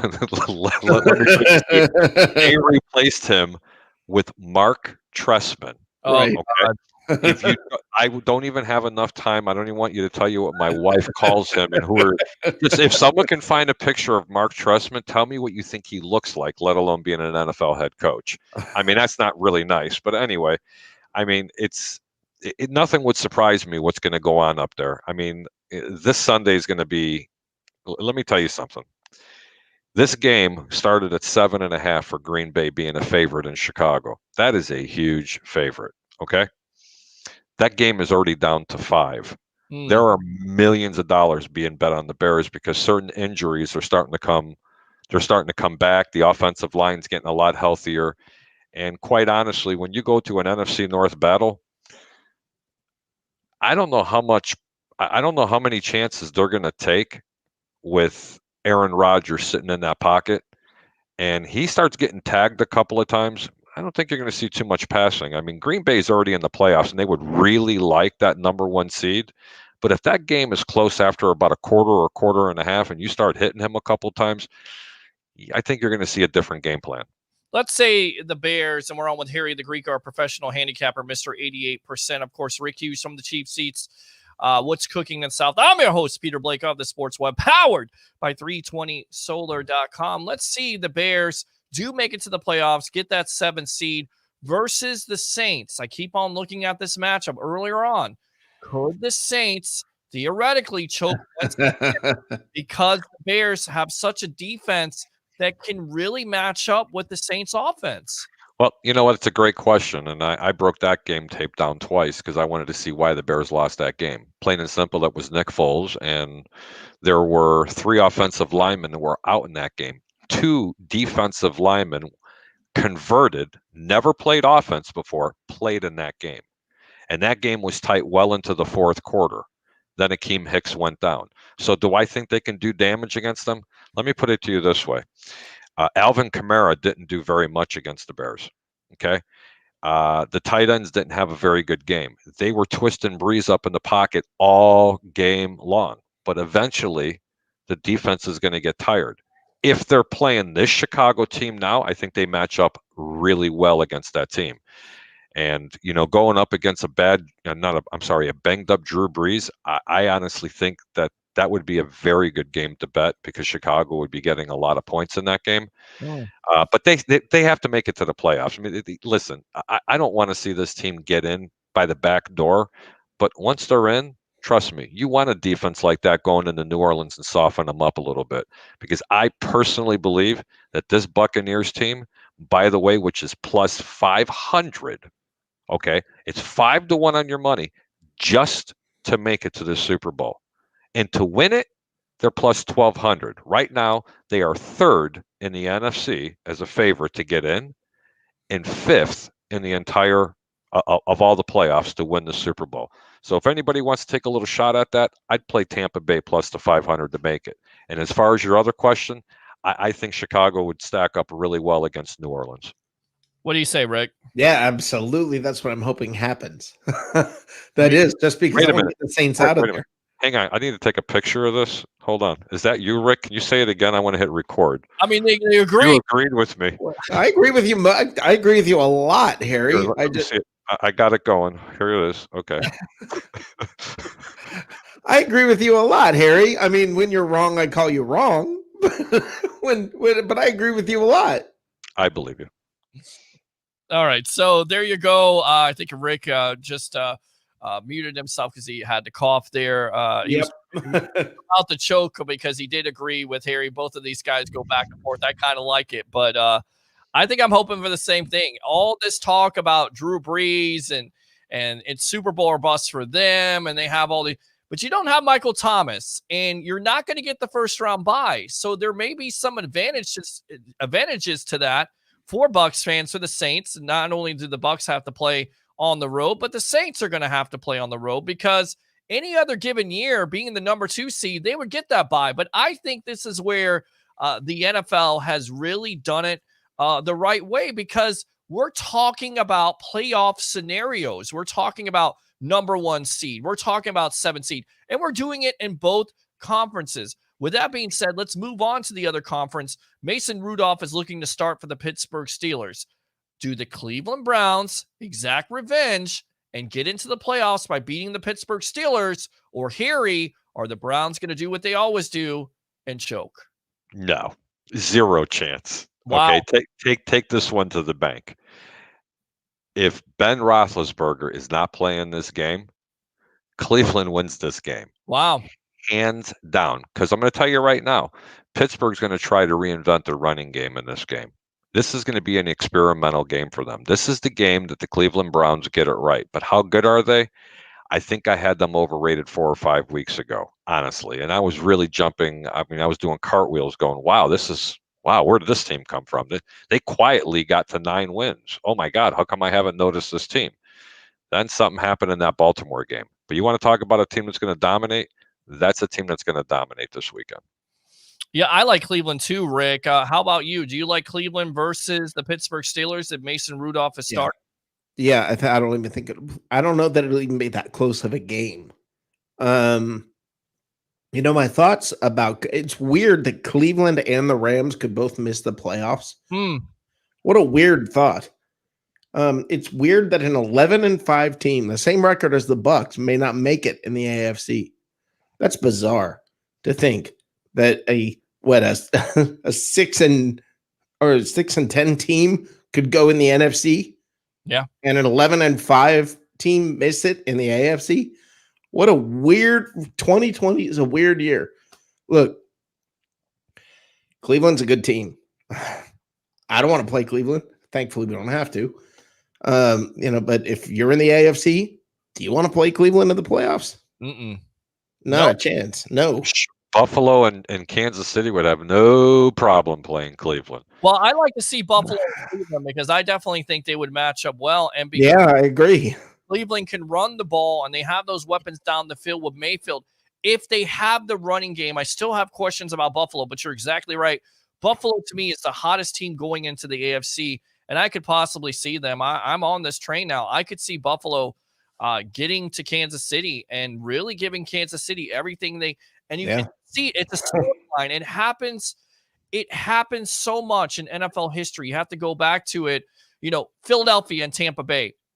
Tampa Bay goes to Philadelphia. They lose Warren Sapp on a play. Donovan McNabb, I believe, hits one of his wide receivers, and it totally changes the complexion of the game. Derek Brooks goes out. Brad Johnson is hurt. They lose to the Philadelphia Eagles. And, of course, their get-over game, which is the reason why Tony Dungy was fired in the first place, is they could never beat Philadelphia in the playoffs. Please don't get me wrong when I say this. Don't take this too far. Right. But it seems like most of the time, a team like Buffalo, it takes a year where you take a loss in the playoffs and there's the disappointment, and then you bring it together the following year. They did. That was my point. They lost to the Texans last year. Remember, they had a big lead versus the Texans. Yeah. And now it seems like the get-over game, Rick and Harry, would be the Kansas City Chiefs, because earlier on they lost at home. Of course, Kansas City on a weird circumstance. So who knows? Maybe if you don't have that weird circumstance with the COVID protocols, maybe it's a different story. And I feel like, not having a lot of the fans, Buffalo could absolutely shut down the Kansas City. They look great. They look great. Nobody's going to shut down Kansas City, but I think they could toe-to-toe mix it up. Atlanta almost did. Yeah, I mean, I want you to think about that. No, I'm with you. I'm with you. I agree with you, but that's like when I say, but Detroit beat Washington, and everybody's like, well, you can't go through and do that matchup thing. Not when you talk about games that happened 6 weeks ago, because there's so many different variables that happen. Injuries, coaching, COVID. I mean, we're throwing COVID in there now. We're talking about a game that happened last week. And when you handicap, that's exactly what you're doing. I never go back further than one game, possibly two, never 5 or 6 weeks. Right. Because there's scenarios like, people will say, well, the Chicago Bears, they haven't beaten anybody. They have one team that they've beaten this year, and that's the team on their resume, which is the Tampa Bay Buccaneers. On the same token, that's what Tampa's done. They've only beaten one real good team this year, which is Green Bay. But that happens with the vast majority of teams in football. Okay. It really does. It does happen that way. So that's where it comes in when you're watching that tape to say, okay, really, where are these superstars? Where's their strengths and where their weaknesses are? And by far, right now, the Tampa Bay Buccaneers have probably the strongest team in the National Football League over Buffalo, over Kansas City, merely from a talent perspective in all skill positions. Okay. But the cohesiveness at times. Felt good, didn't it, Peter? Huh? That felt good, didn't it, Peter? Oh, hearing him say that. I'm going to go ahead and fire those cannons for that. I've actually been saying that, but the thing is, there's sometimes the cohesiveness isn't there, and it's not so much on the offensive side of the ball. It's more so on the defensive side of the ball. On the offensive side of the ball, it's more play calling. Okay, I've been begging for a running game for this team since the inception of this season started. The fact of the matter is they're just not a running team. When they do run, they're very effective. They are a passing team. So let's just get that out of the way. But in the defensive side of the ball, they haven't been coming out of the gates very strong. Talent-wise, best in football, bar none. No questions asked. I will put my dollars up against anybody out there that can dispute it. Absolutely. There's an AFC team that gets overlooked. They had a bad game. I think it was this week. But I wouldn't want to play in the playoffs. Indy. No. Tennessee? Yes. Take Tennessee and go back to the Gulf of Mexico and drop them in there. Make them walk the plank, because I'm telling you now, they were completely exposed by a defense that's marginal at best. And they stopped Derrick Henry. Let me repeat it. A marginal defense completely stuffed them. Okay. Yeah, but here's the thing about Tennessee that scares you. They have Mike Vrabel, who has experience with the New England Patriots. They turned it on at the right time last year. You still have Derrick Henry. You have a Tannehill who could play that quarterback position, in the A.J. Brown, and, of course, a Corey Davis. Their defense just doesn't do it for me, and I think that's where Harry's point is. But to Rick's point, you have the coaching. You've been there before. I just don't know. I think it's all predicated, Leo word, on a Derrick Henry. And if you do shut him down, like Harry's saying, then most likely you definitely have an opportunity to win the game because you're putting the ball. To Rick's credit, last year, he was correct. To Rick's credit, they really gave every team in the AFC that they faced an absolute handful. Yeah. More fits than you can imagine. But this is the National Football League, guys. Fool me once, shame on me. Fool me twice, you know what they say. That's not going to happen again this time around. That's the only reason why I'm saying it. Derrick, let me tell you something. Henry he's a load, and you get him going downhill and he can beat you. You can have Patrick Mahomes in the game all you want, but if he's only getting 15 to 18 minutes on the field, Tennessee that's my wins point. the game. That's Right. actually my point. That's why I said you can't just discount them. If Tennessee went to the Super Bowl, it's not like, oh my God, really? I mean, you can see a pathway there for them. If Henry is running well, and he usually does. So, would I pick them to go? No. But what I'm saying is everybody seems to think Mahomes and Kansas City, it's like this foregone conclusion that they're going to win 4, 5, 6 Super Bowls. And I'm like, yeah, simmer down. Yeah, I got one. You haven't heard me say that. I haven't. I have already went out on the limb and said, okay, it's easy to take the sexy pick. Right. It's so easy to do it. I have announced, and I've said it now for 4 straight weeks, that the Buffalo Bills are going to win the AFC Championship this year. Right. Wow. Because of what I'm seeing. Because I see Kansas City doing this. I see Buffalo doing this right now. Mm-hmm. And Kansas City's only got 1 loss on the season. That's really hard to be critical about a team that only has 1 loss. I mean, let's be real. Right.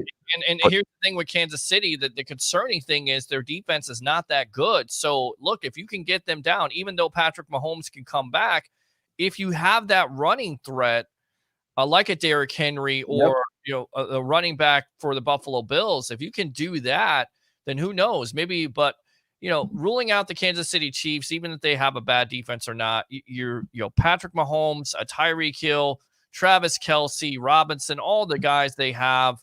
God, they're talented. They're so talented, and you just feel like a fool because you look at them last year, they were down in all their playoff games, and yet they come back and find a way to win the Super Bowl, even in the Super Bowl versus the San Francisco 49ers. We're on with our professional handicapper, Mr. Harry the Greek, 88% going up as we speak. And, of course, Mr. Rick Hughes from the Cheap Seats. What's cooking in the South? I'm your host, Peter Blake of the Sports Web, powered by 320solar.com. Open phone line if you have a question, 727-255-0391. It's 727-255-0391. Let's go out to the web heads really quick. We'll read these comments. And then I got a question for a team that is kind of being overlooked, and maybe they shouldn't be, with their big-time matchup versus the Buffalo Bills. That would be the Miami Dolphins. Steven says, I appreciate hope. I know skill, but it's realistic for the Bucs to come together fast enough to go to the Super Bowl. I can't help but remember Snyder when he bought the Redskins. Johnny Dean says Arizona, and without their quarterback, or I believe he's saying Cooper Kupp is not. If Cooper Kupp and Jared Goff are not playing in that game, I got to tell you guys, I like Arizona. Happy New Year, everyone. Good night. Johnny Dean says that, and then post done. The name Harbaugh comes up every year for NFL coaching replacements. Fact is, I seriously doubt, with all the coaching talent out there now, his capital is down so much he would stick with his contract. Harbaugh will be in Michigan next year. Bucs time 12. James Harbaugh would have made a great coach for the Jets, or so I heard. I think Cleveland would have a great chance versus KC. That team is challenged by a run defensive game. And Steven says, Harry, this goes to my previous comment. The roster doesn't matter without chemistry. When the Redskins were bought by Snyder, they were the best roster in football history, but they lost. So any concern about that chemistry issue? Maybe earlier on with the Tampa Bay Buccaneers, but to me, I think they're all starting to get comfortable. I think they're all starting to get healthy, and I think the NFL should really look out for the Tampa Bay Buccaneers because clearly they are the hottest team in the NFC besides the Green Bay Packers, in my opinion.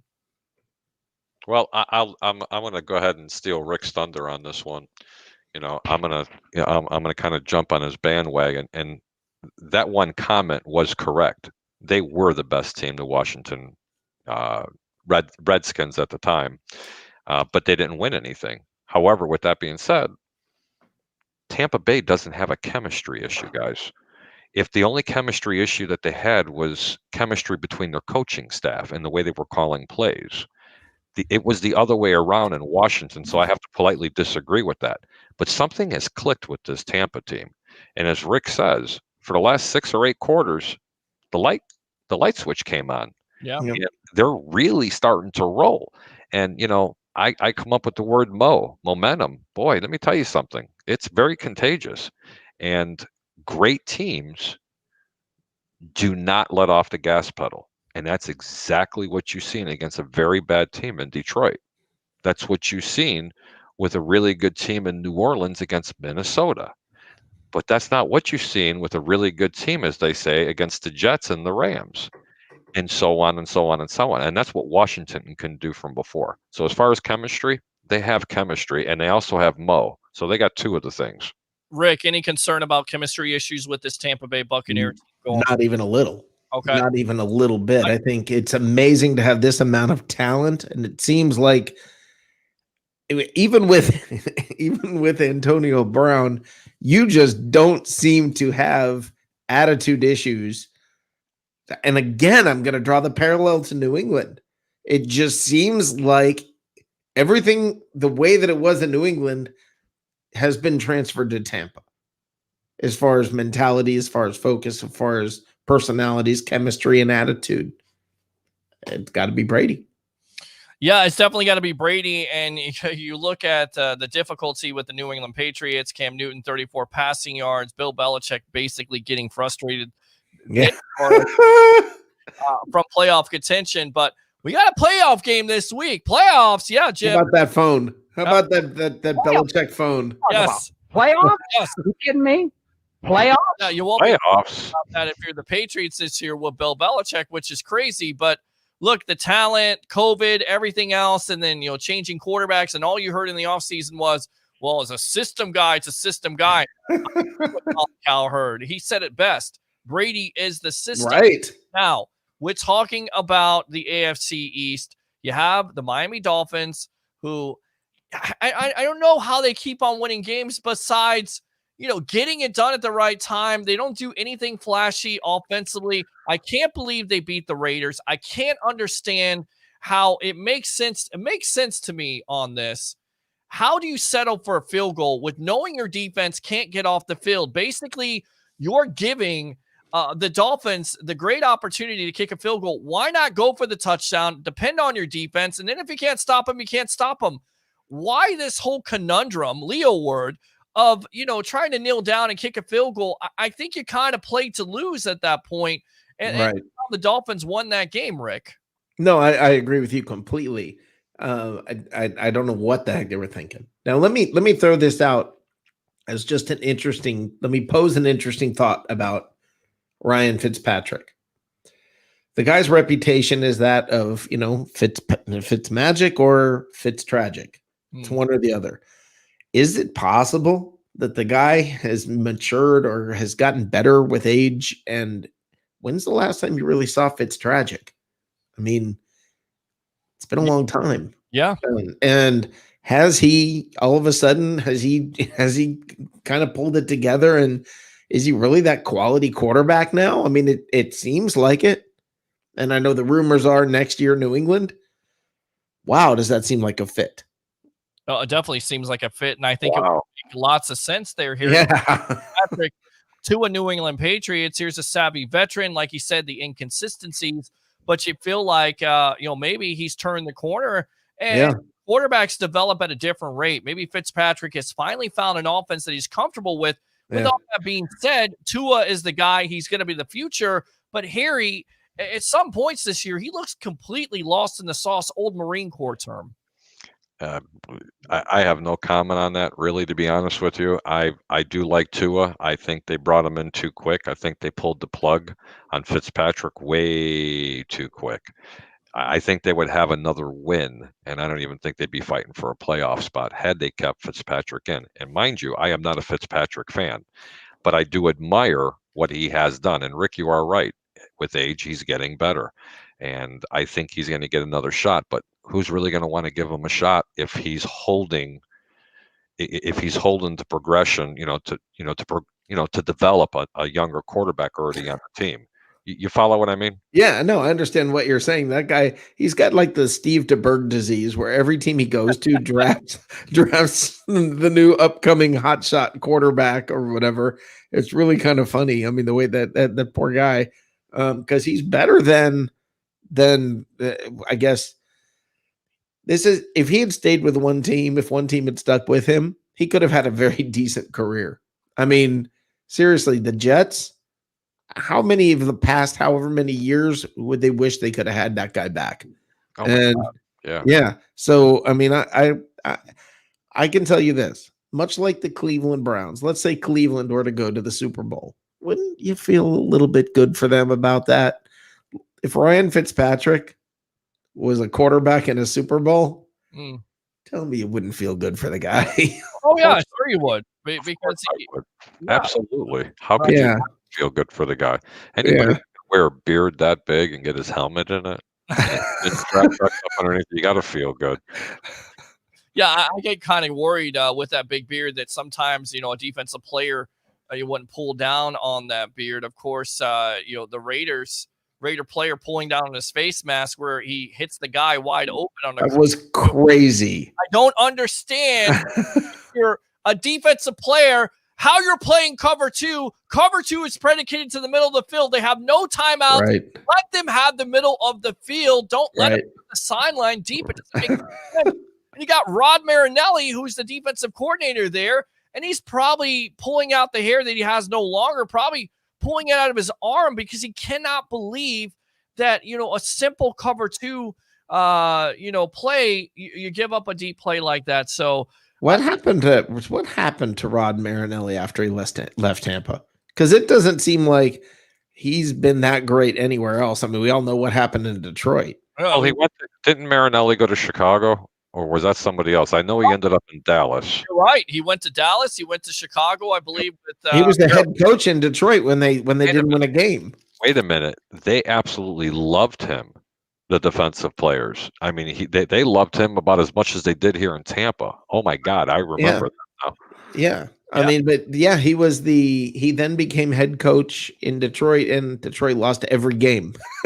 And I honestly felt like look, some guys are better coordinators than coaches. He's one of them, but obviously Lovie Smith, if he were still the coach of the Tampa Bay Buccaneers at the time, they were trying to go after Marinelli, but they couldn't get the permission from the Dallas Cowboys. Right. If Marinelli would have been the defensive coordinator, that maybe that defense would have turned around, but that's neither here nor there. The players revolted against Lovie Smith here. Right. I mean, the players literally revolted and went to ownership and said, if he stays around here, we're out of here. Right. We're done. Right. And I mean, that's a huge thing. It's to say they all loved him in Chicago and they revolted against him here in Tampa.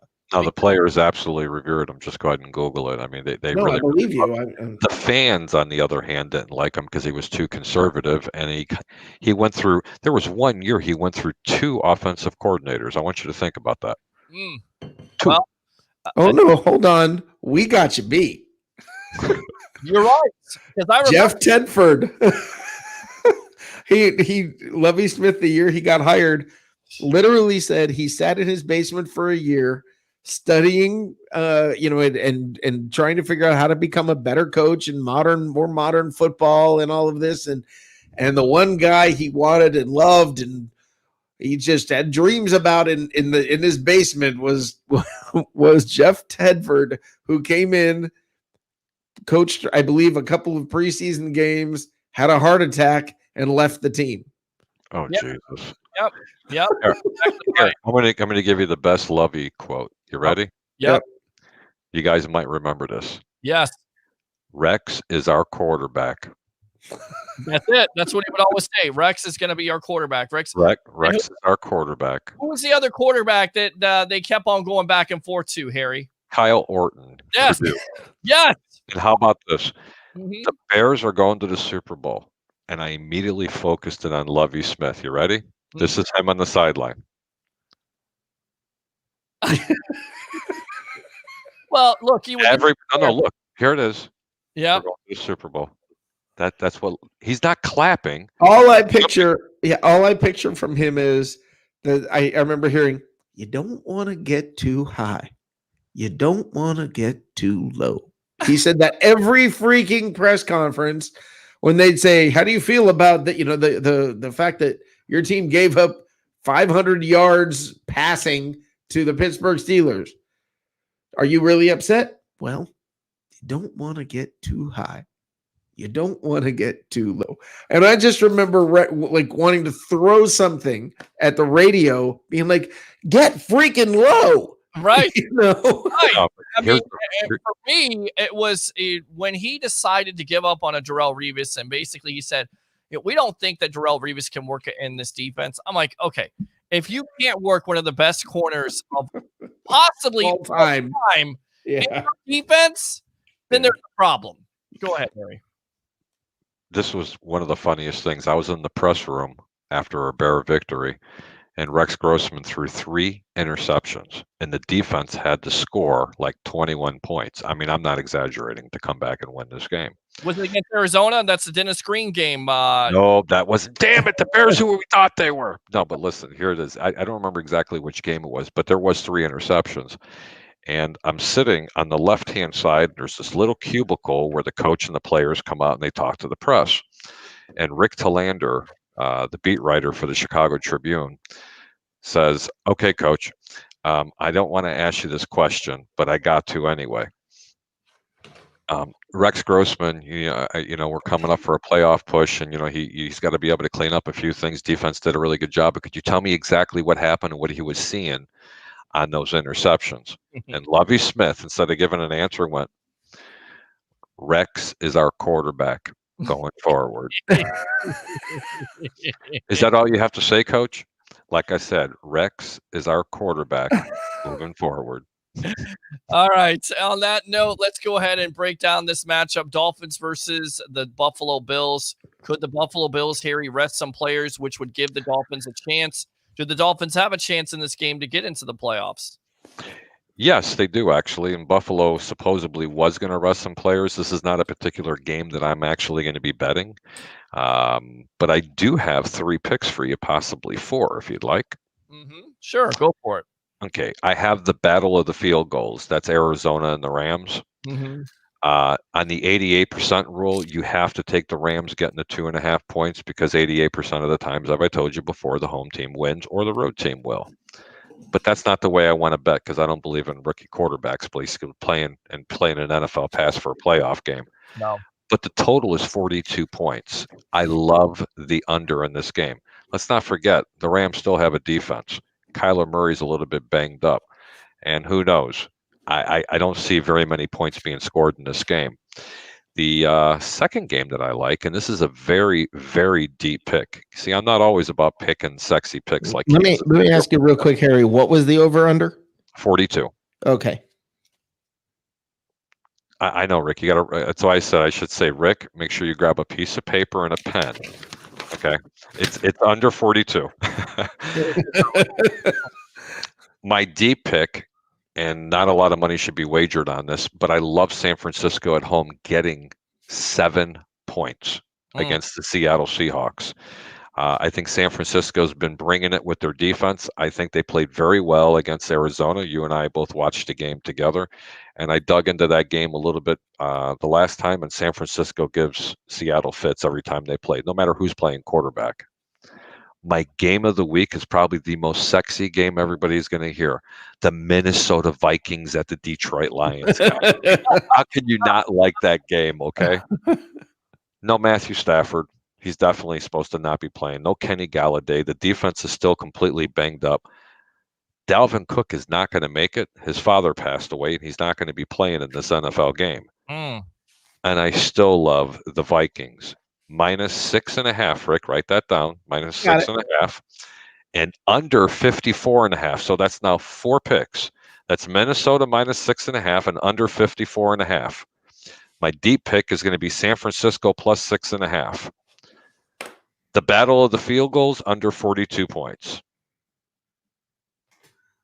Any other questions, gentlemen? You guys want to know about any other games? I think I'm good with that. I think we'll talk about the Falcons and Bucs game on Sunday. Harry the Greek, our professional handicapper, 88%. Thanks a lot for your time, man. I really appreciate it. No, you're welcome, guys. You have yourself a really good night. Had a blast. Rick, I want to be the blunt of that joke on Sunday night now, okay? For what's that? The words of wisdom. Oh, you mean for your picks that you just made? Oh, yeah.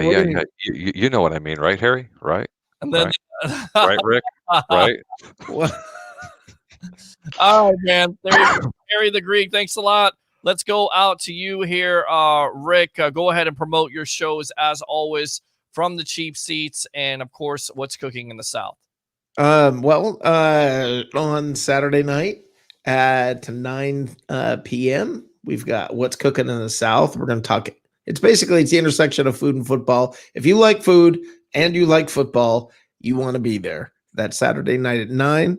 And on Sunday night is when the party happens. It gets crazy. It's a whole lot of fun. We got some crazy segments and different things that take place on live from the cheap seats at 9 o'clock here on Bucs Report. And it's seriously, don't miss Sunday night. Don't miss Sunday night.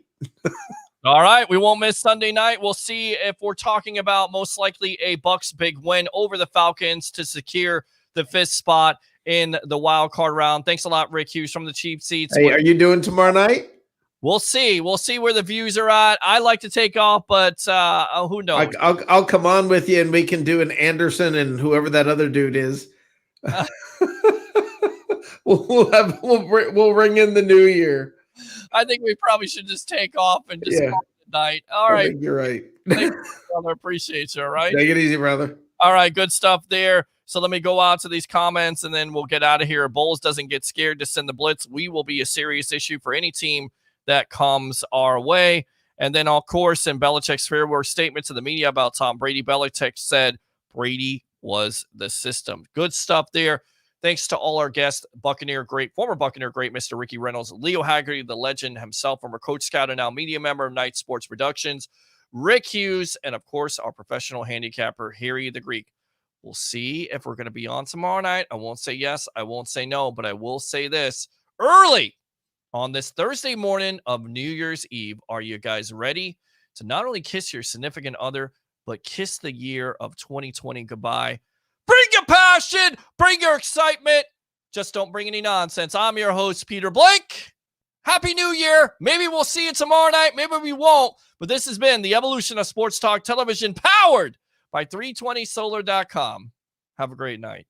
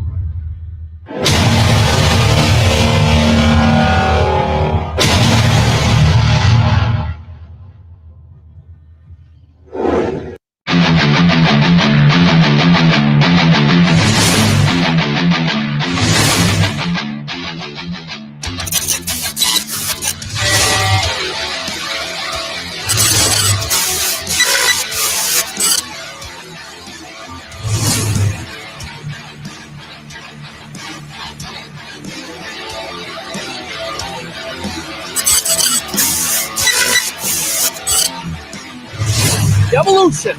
Sports Talk Television live here nightly. All Bucs Report. It's the Sports Lab. I'm your host, Jimmy Blake, giving you something to think about on tonight's show. Bring your passion, bring your excitement, just don't bring any nonsense.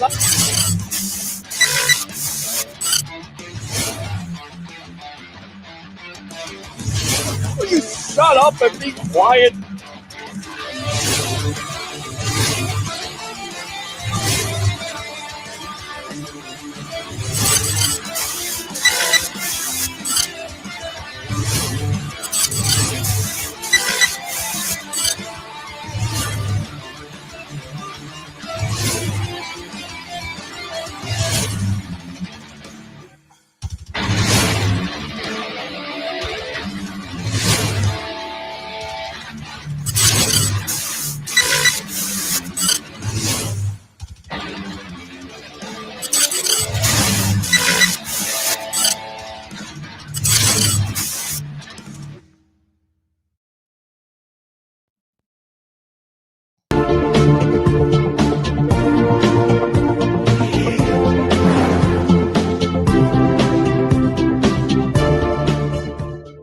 Hey, everybody, I hope you had a great Christmas.